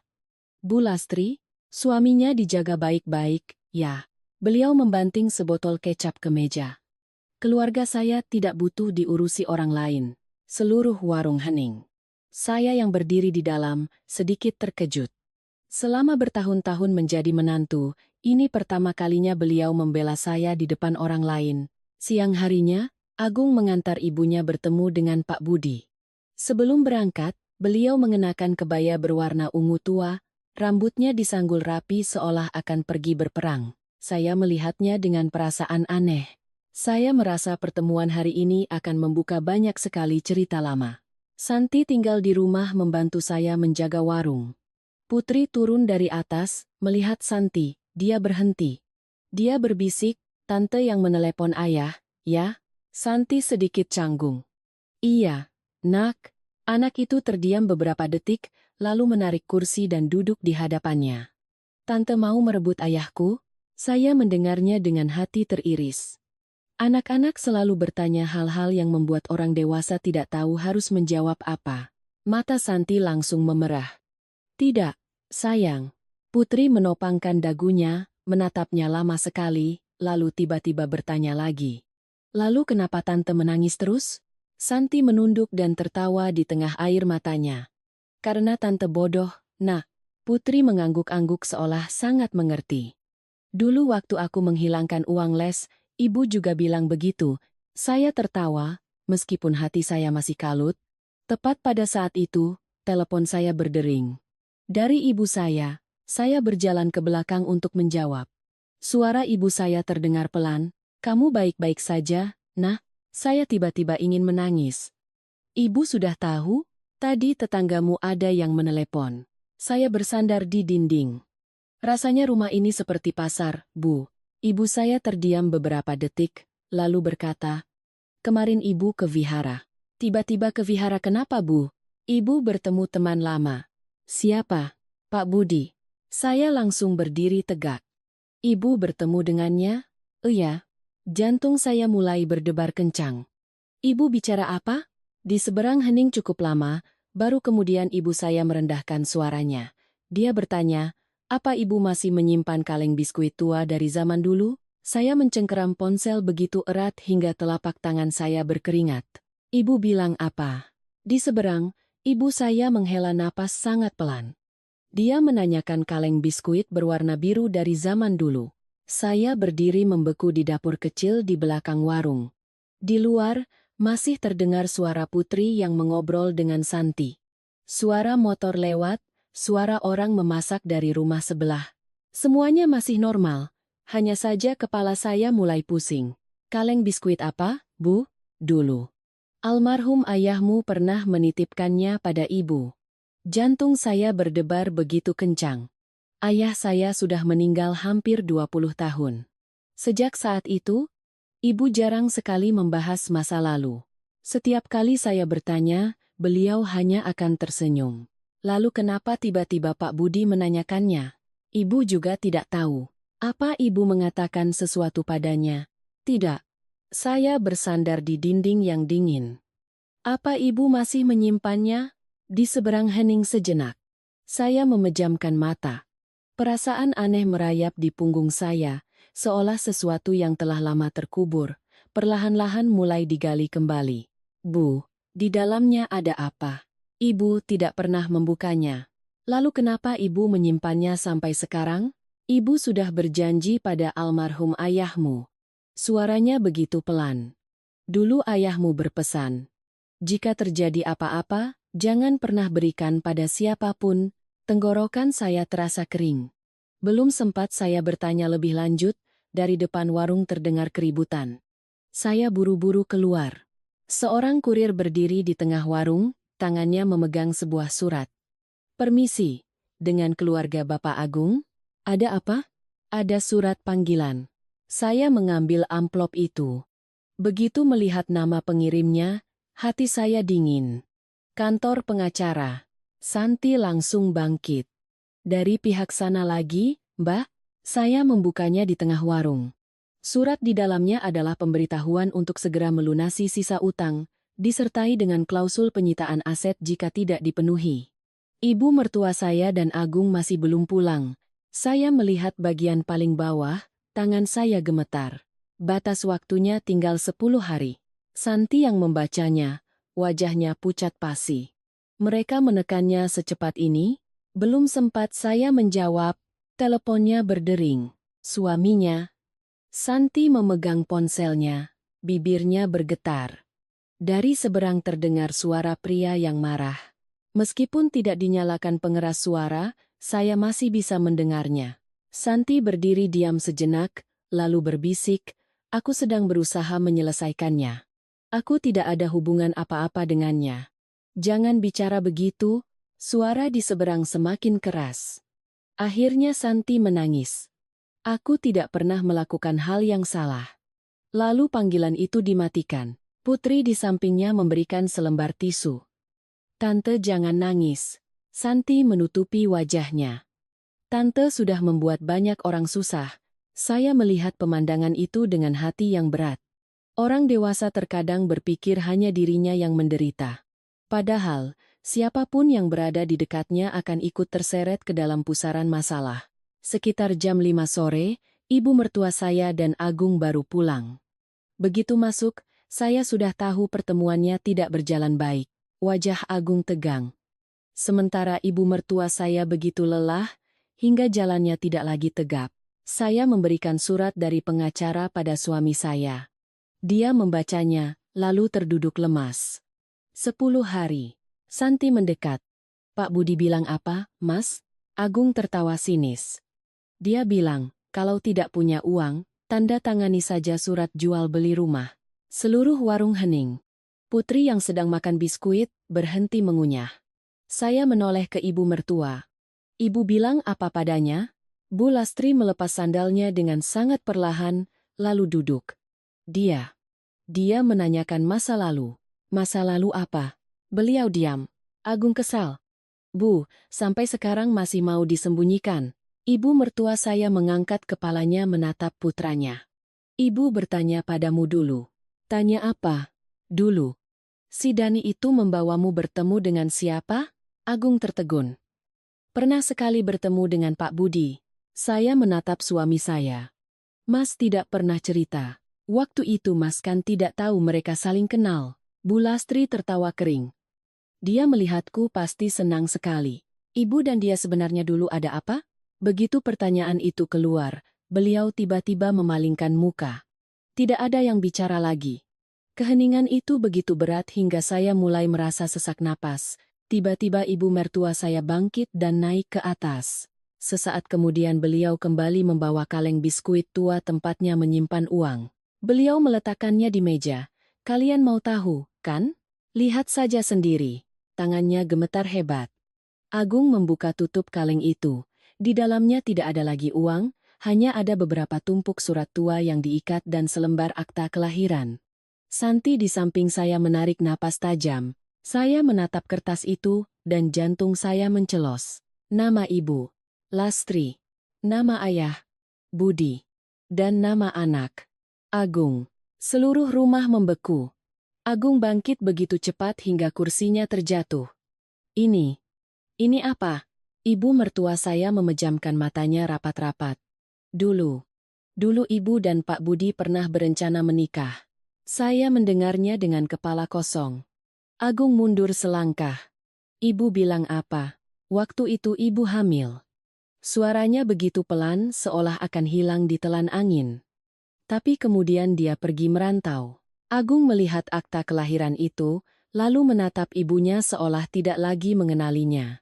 Jadi almarhum Bapak bukan ayah kandungku?" Suara gelas plastik di tangan Putri jatuh ke lantai. Dia berdiri membeku di tengah ruangan. Sementara saya merasa lapisan-lapis kenangan di rumah ini seolah sedang dikupas paksa. Ternyata ketakutan ibu mertua, saya akan kehilangan rumah bukan hanya karena uang, tapi karena rumah ini menyimpan rahasia terbesar dalam hidupnya. Agung menggeleng-gelengkan kepalanya. "Tidak mungkin." Bu Lastri akhirnya menangis untuk pertama kalinya sejak masalah ini terjadi. Bukan tangisan keras, hanya air mata yang terus mengalir saat beliau duduk membungkuk di kursinya. Dulu ibu pikir dia benar-benar meninggalkan ibu. Saya menatap wanita di depan saya dengan hati yang pilu. Seorang wanita yang menyimpan rahasia selama lebih dari 40 tahun, sekarang dipaksa untuk membukanya karena tumpukan utang. Agung terduduk lemas, matanya merah. "Lalu almarhum Bapak tahu?" Beliau mengangguk. "Tahu." "Lalu, kenapa beliau masih mau menikahi ibu?" Beliau menutupi wajahnya. Karena beliau menyayangimu. Seluruh ruangan hening, hanya terdengar suara hujan yang mulai turun di luar. Tepat pada saat itu, telepon ibu mertua saya berdering, layar menampilkan nama Budi. Beliau menatap nama itu beberapa detik, lalu dengan gemetar menjawabnya. Dari seberang terdengar suara pria yang serak. Agung sudah tahu semuanya, ya? Seluruh ruangan seolah kehabisan udara. Ibu mertua saya memegang ponsel dengan tangan gemetar. Dari seberang, suara Pak Budi terdengar jelas. Boleh aku bicara dengannya? Tidak ada yang bicara. Agung duduk membeku di kursinya. Matanya yang merah menatap kosong ke akta kelahiran tua di atas meja. Pria yang selama 40 tahun dia panggil bapak ternyata bukan ayah kandungnya. Dan pria yang sedang menagih utang dan mengancam akan menyita rumahnya, justru adalah ayah kandungnya. Segalanya begitu rumit hingga kepala saya sakit. Ibu mertua saya mencengkeram ponselnya.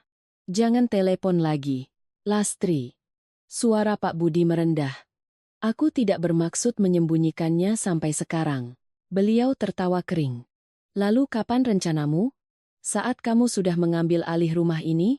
Di luar, hujan turun semakin deras. Pak Budi terdiam beberapa detik, lalu berkata perlahan. Aku tidak pernah berniat mengusir kalian. Ibu mertua saya memalingkan muka, menyeka air matanya. Sudahlah, aku serius. Beliau langsung mematikan telepon. Suara putus sambungan terdengar begitu dingin di tengah ruangan yang sunyi. Putri, yang berdiri di dekat saya, berbisik, Bu. Apa orang itu kakekku? Tidak ada yang bisa menjawab. Anak kecil itu melihat sekeliling, lalu menunduk dan memeluk erat bonekanya. Saya menariknya duduk di samping saya. Naik ke atas tidur dulu, ya, nak. Aku tidak mau. Melihat ayahnya, dia terdiam, lalu perlahan-lahan naik ke atas. Setiap langkahnya terdengar begitu sedih, hingga hati saya teriris. Santi yang berdiri di dekat pintu, wajahnya pucat. Saya pamit dulu. Tidak ada yang menahannya. Dia menunduk, lalu pergi ke dalam hujan. Saya melihatnya menghilang di ujung gang dengan perasaan campur aduk. Begitu pintu ditutup, Agung tiba-tiba bangkit. Ibu menyembunyikannya dariku selama 40 tahun?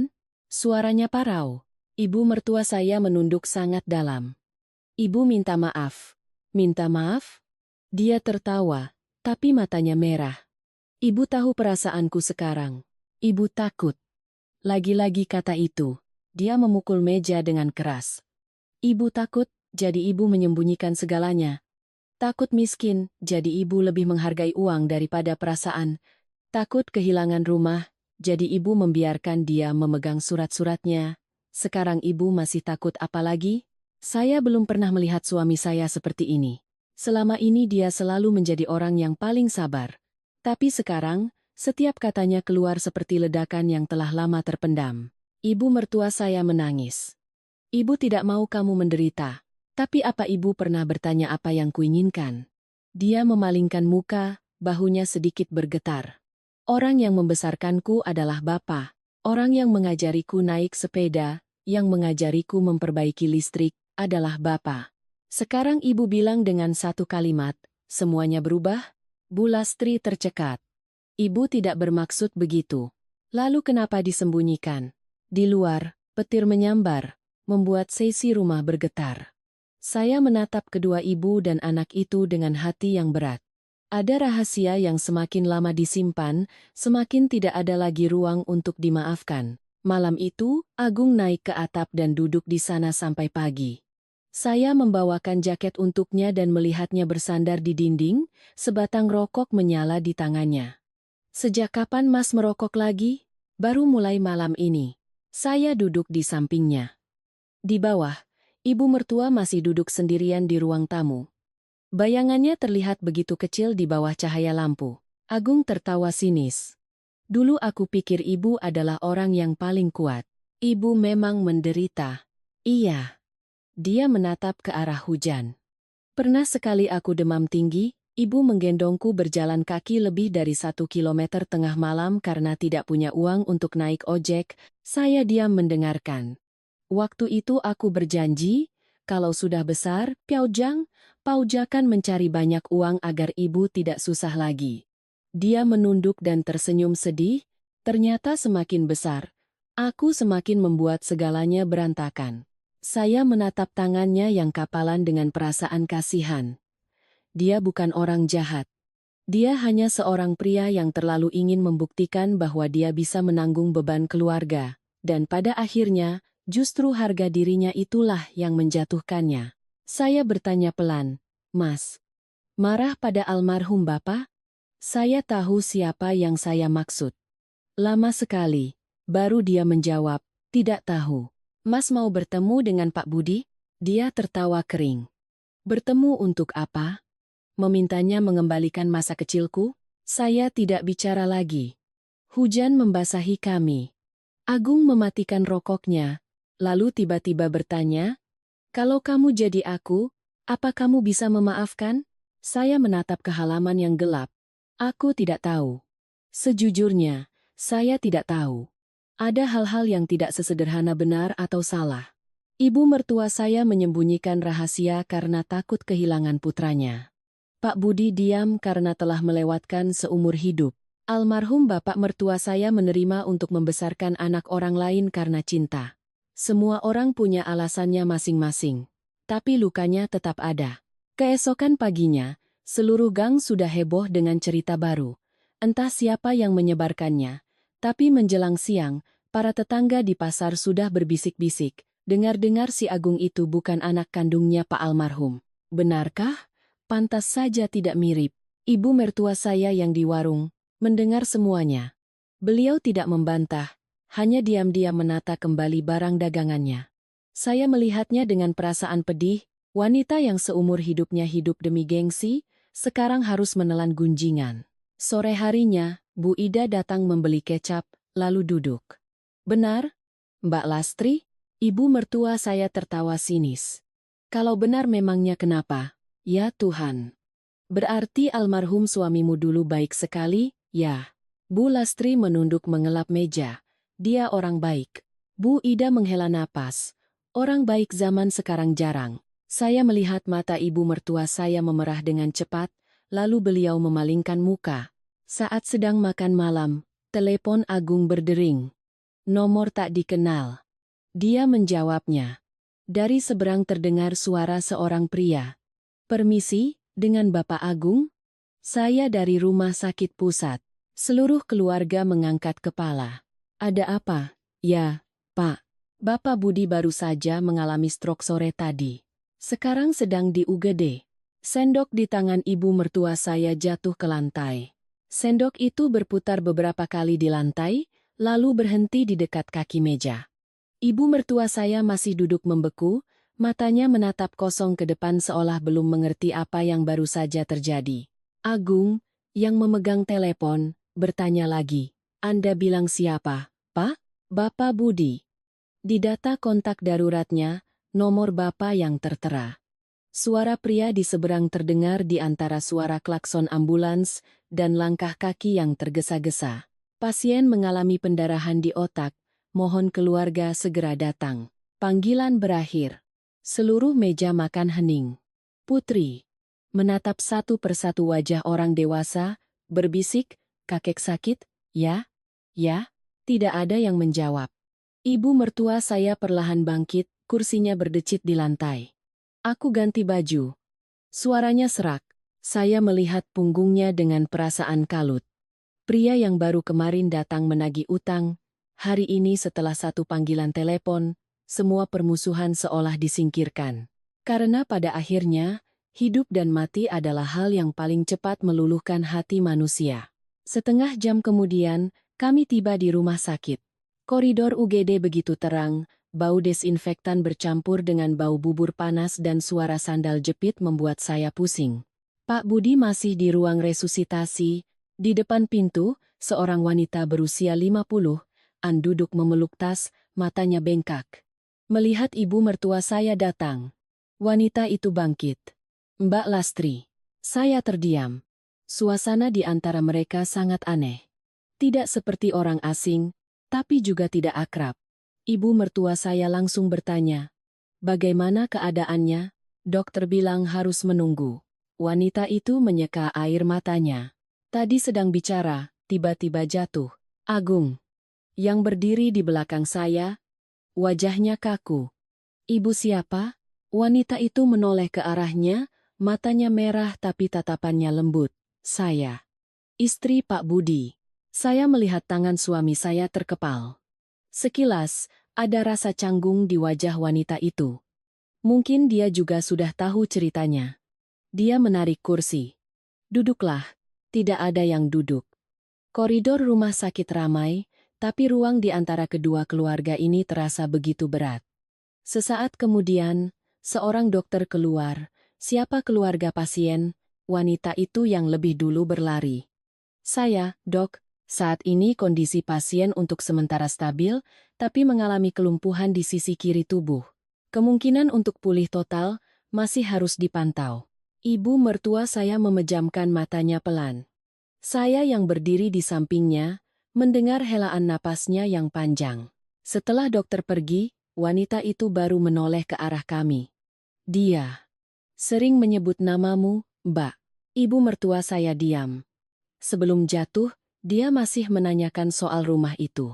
Agung tertawa sinis. Sekarang mungkin sudah tidak perlu diambil lagi. Wanita itu terkejut. Nak, belum sempat dia selesai bicara, ibu mertua saya sudah memotong. Jangan bicara di sini. Saya sadar, beliau masih mencoba mempertahankan sisa-sisa harga dirinya. Tapi rahasia ini sudah seperti gelas yang retak, cepat atau lambat akan pecah juga. Menjelang tengah malam, perawat mengizinkan keluarga untuk masuk sebentar. Pak Budi terbaring di ranjang, wajahnya sedikit miring, tangannya penuh dengan selang infus. Pria yang kemarin masih bicara dengan angkuh, sekarang terlihat begitu tua. Ibu mertua saya berdiri di depan pintu kaca cukup lama, tidak berani masuk. Akhirnya, Agung yang melangkah lebih dulu. Saya melihat suami saya. Sejak tahu kebenarannya, dia menjadi sangat pendiam. Sikapnya yang gegabah hilang, digantikan oleh kelelahan yang aneh. Dia berdiri di samping ranjang cukup lama, baru kemudian angkat bicara. Bapak dengar saya? Pak Budi membuka matanya dengan sangat perlahan. Melihat Agung, matanya langsung memerah. Tangannya yang tidak lumpuh, dengan gemetar mencoba menggapai putranya. Agung berdiri diam. Tenggorokan saya tercekat. Ada jarak yang terkadang butuh seumur hidup untuk bisa dilintasi. Pak Budi bicara dengan sangat sulit. Agung, jangan panggil aku begitu. Mata Pak Budi meredup. Aku, jangan bicara. Suara Agung serak. Sekarang aku tidak tahu harus memanggilmu apa. Di luar, ibu mertua saya dengan cepat memalingkan muka. Saya melihat bahunya bergetar. Sesaat kemudian, Pak Budi memberi isyarat ingin bicara berdua saja dengan Agung. Saya dan ibu mertua saya keluar. Wanita tadi duduk memegangi kepalanya sambil menangis. Dia menyembunyikan ini dariku selama puluhan tahun. Ibu mertua saya duduk di sampingnya dengan sangat perlahan. Saya minta maaf. Wanita itu menggeleng. Mbak tidak perlu minta maaf. Dia yang bersalah pada kita berdua. Saya melihat kedua wanita itu duduk berdampingan dengan perasaan aneh. Yang satu menyimpan rahasia masa mudanya. Yang satu lagi hidup seumur hidup dengan pria yang dia kira dia kenal baik.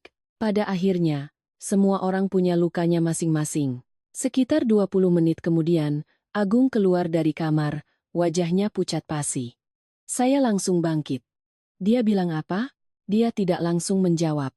Lama sekali baru berkata dengan suara serak, dia bilang, utang itu bisa dihapus. Ibu mertua saya mengangkat kepalanya. Maksudnya? Dia bilang, dulu dia balik nama rumah itu hanya untuk melindunginya. Saya tertegun. Melindungi? Agung tertawa sinis. Dia bilang, kalau waktu itu tidak dibalik nama, para penagih utang sudah akan menyitanya. Ibu mertua saya berdiri membeku. Kenapa? Kenapa dia tidak bilang? Pak Budi dari dalam kamar, mendengar. Matanya merah, suaranya sulit. Karena kamu membenciku. Kalimatnya yang pelan seolah hilang ditelan suara mesin monitor. Ibu mertua saya memalingkan muka dengan cepat. Saya belum pernah melihatnya selemah itu. Wanita yang tadinya begitu keras, sekarang berdiri di koridor rumah sakit dengan mata merah, seperti seorang gadis tua yang baru saja mendengar kembali masa lalunya. Agung mengepalkan tangannya. Lalu utangku bagaimana? Pak Budi bernapas dengan berat. Ada orang di belakangnya. Siapa? Beliau mencoba bicara, tapi mulutnya menjadi kaku, suaranya tidak lagi jelas. Perawat buru-buru masuk. Pasien tidak boleh bicara banyak. Kami terpaksa keluar. Tepat pada saat itu, telepon Agung berdering. Nama Dani di layar. Saya dan dia serempak terdiam. Dia langsung menjawab. Dari seberang terdengar tawa yang serak. Agung, kangen aku? Saya melihat wajah suami saya mendingin. Kamu di mana? Di mana saja tidak penting. Uangnya mana? Kamu mengambil uangnya lalu kabur, sekarang mau bicara soal uang? Dani tertawa. Aku tidak sebodoh itu kabur sendirian. Saya melihat raut wajah ibu mertua saya berubah. Bahkan Pak Budi yang di dalam kamar mencoba menoleh ke arah pintu seolah ingin mendengar. Maksudmu, besok jam 8 pagi di kafe dekat pelabuhan. Untuk apa? Bicara saja. Uangnya mana? Masih utuh. Saya mendengarnya dengan jantung berdebar. Kamu mau apa? Mau bertemu denganmu. Suaranya merendah. Tapi, jangan ajak Pak Budi.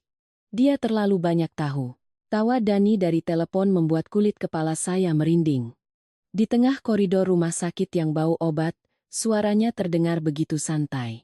Besok jam 8 pagi, di kafe dekat pelabuhan, Agung mencengkeram ponselnya.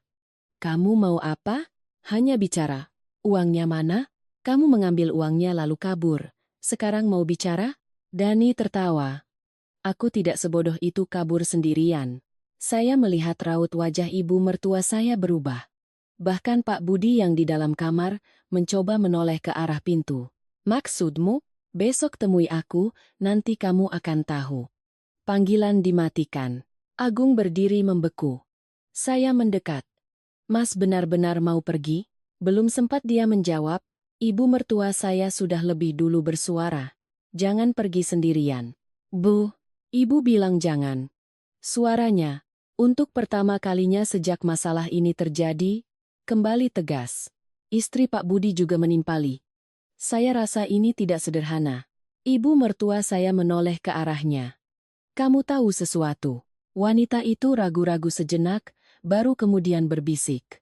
Akhir-akhir ini, Bapak sering bilang ada yang ingin menghancurkan keluarga ini sampai tuntas. Jantung saya mencelos. Siapa? Bapak tidak bilang. Beliau menunduk. Tapi pernah sekali aku mendengar Bapak bertengkar di telepon. Bapak bilang, masalah masa lalu jangan seret anak-anak. Wajah ibu mertua saya pucat pasi. Saya mulai sadar mengapa beliau gemetar sejak tadi. Mungkin masalah antara beliau dan Pak Budi tidak pernah benar-benar selesai. Malam itu kami baru pulang menjelang pagi. Putri tertidur di pangkuan saya sepanjang jalan. Dia begitu kecil dan hangat. Saya memeluknya dengan perasaan ingin melindungi dari semua kekacauan ini. Setibanya di rumah, Agung tidak tidur.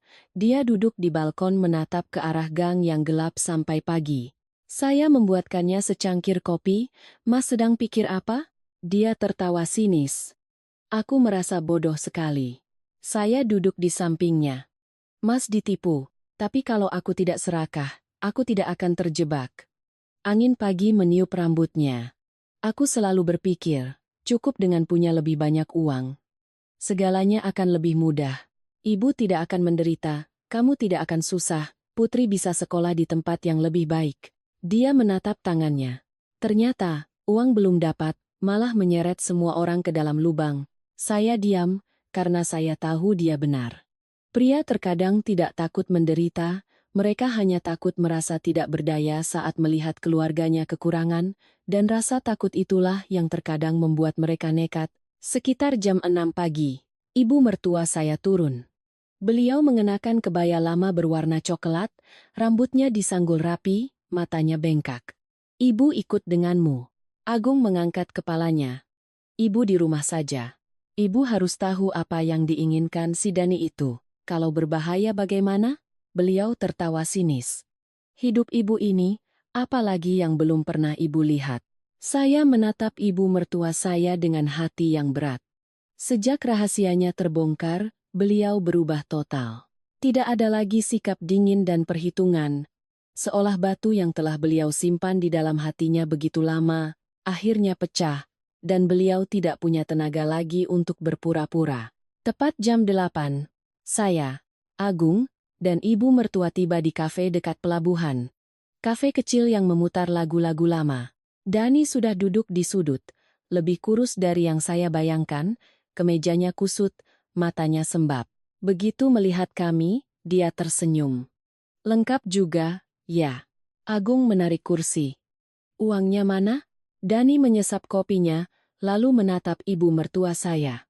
Selamat pagi, Tante Lastri. Beliau menatapnya dengan dingin. Jangan panggil aku begitu. Dia tertawa. Tante masih sama galaknya seperti dulu. Saya melihat tangan ibu mertua saya terkepal di atas lutut. Agung memukul meja. Aku tanya, uangnya mana? Beberapa pelanggan menoleh. Dani merendahkan suaranya. Sabar. Uangnya tidak hilang. Lalu kenapa kamu kabur? Karena ada yang ingin aku menghilang. Punggung saya merinding. Siapa? Dani menatap lurus ke arah ibu mertua saya. Teman lama tante. Wajah ibu mertua saya pucat. Maksudmu?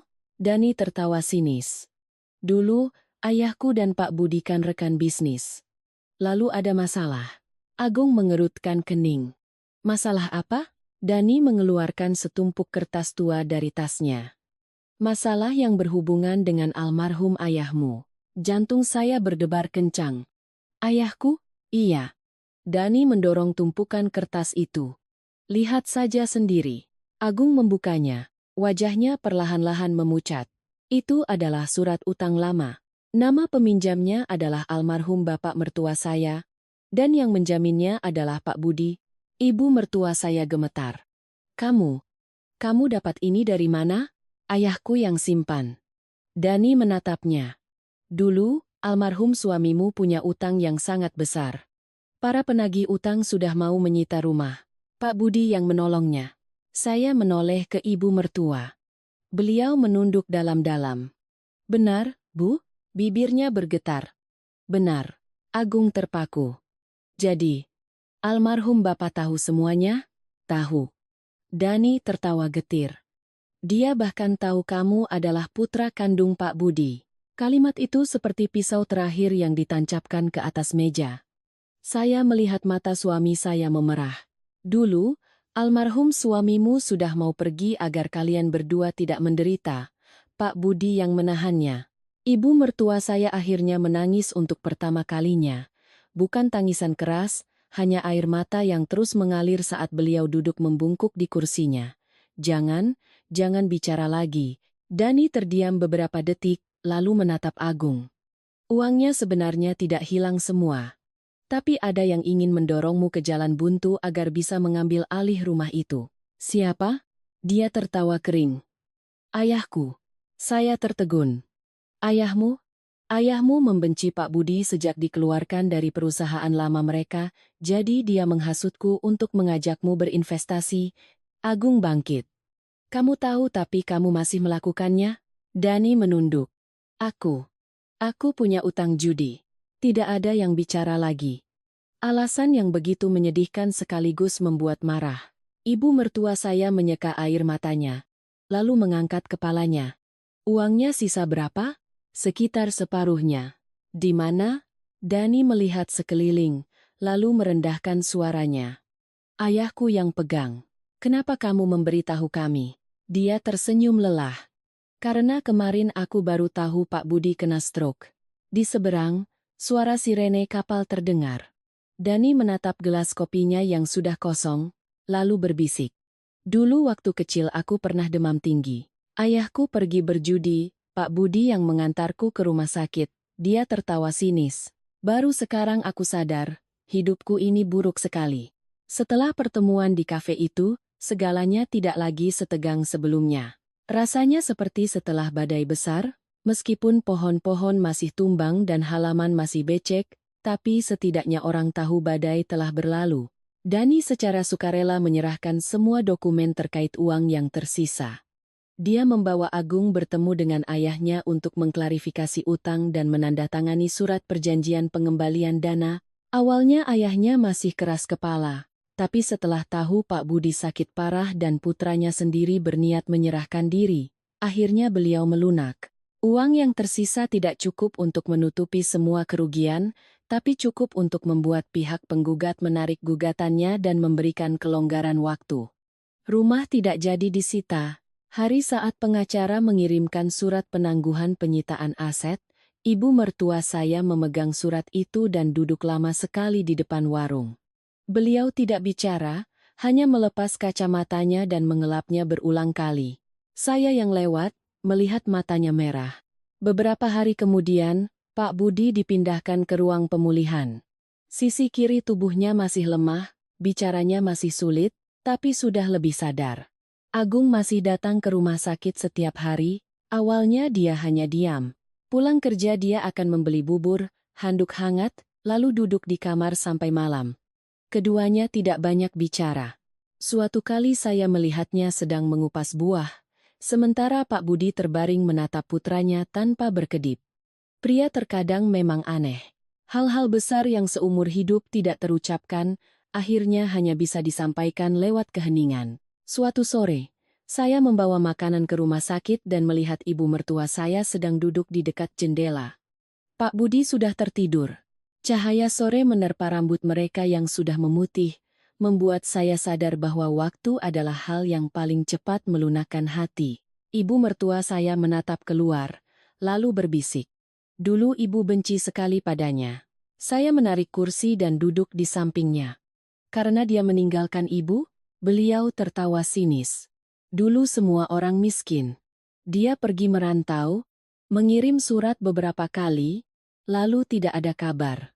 Ibu pikir dia benar-benar sudah pergi. Beliau berhenti sejenak.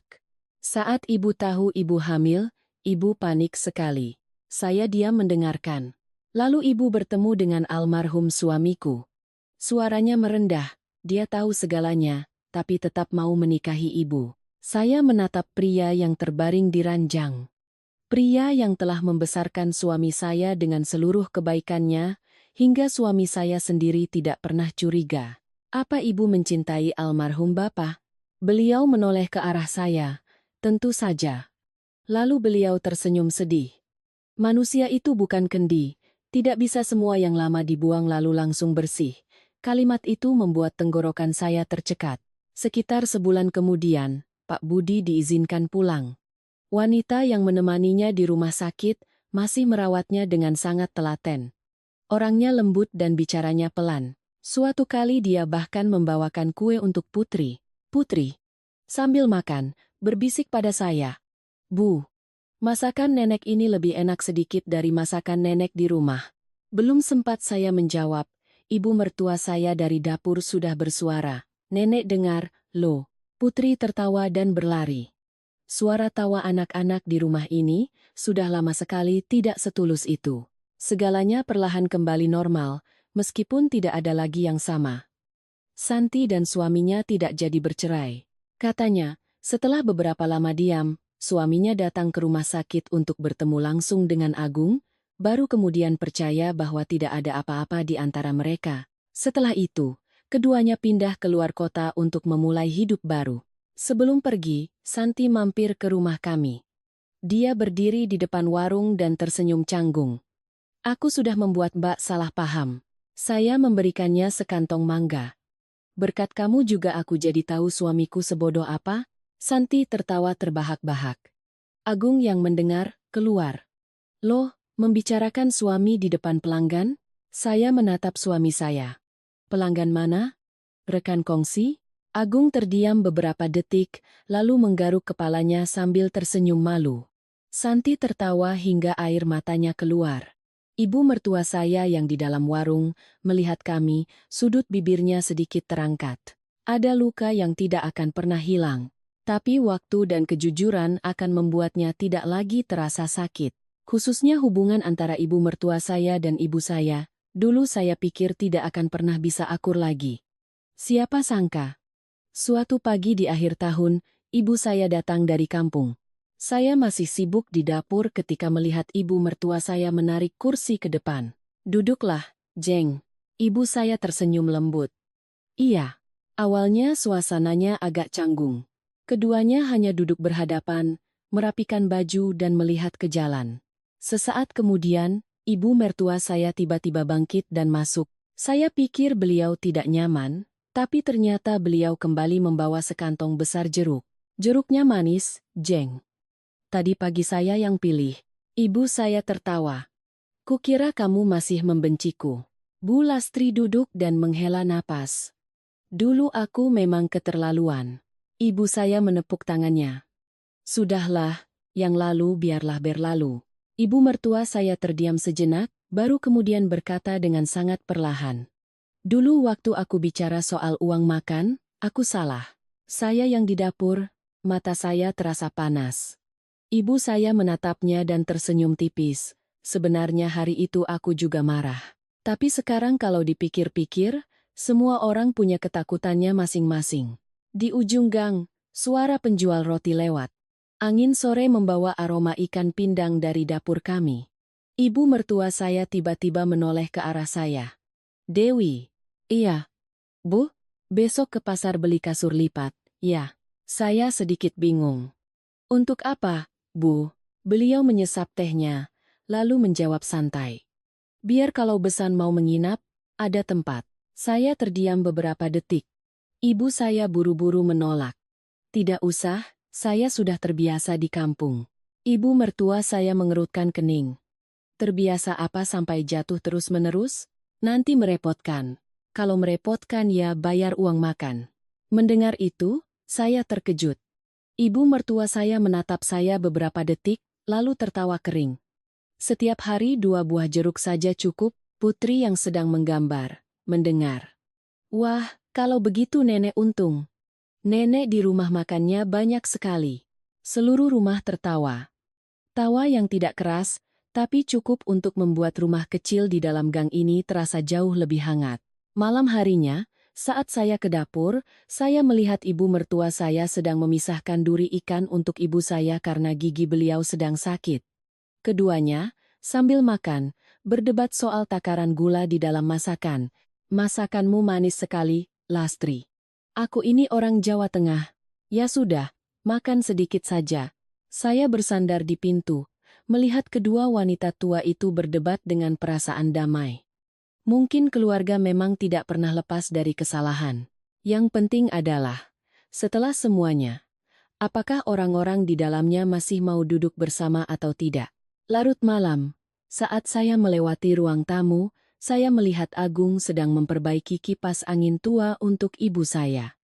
Cahaya lampu menerangi wajahnya, mengingatkan saya pada hari-hari awal kami menikah. Dia juga pernah duduk seperti itu, memperbaiki setiap stop kontak di rumah ini. Dia mengangkat kepalanya dan melihat saya. "Besok Mas mau antar kedua ibu ke dokter untuk check-up. Mas sanggup? Berdua di mobil pasti ramai sekali." Dia tertawa. "Lebih baik ramai daripada diam-diaman."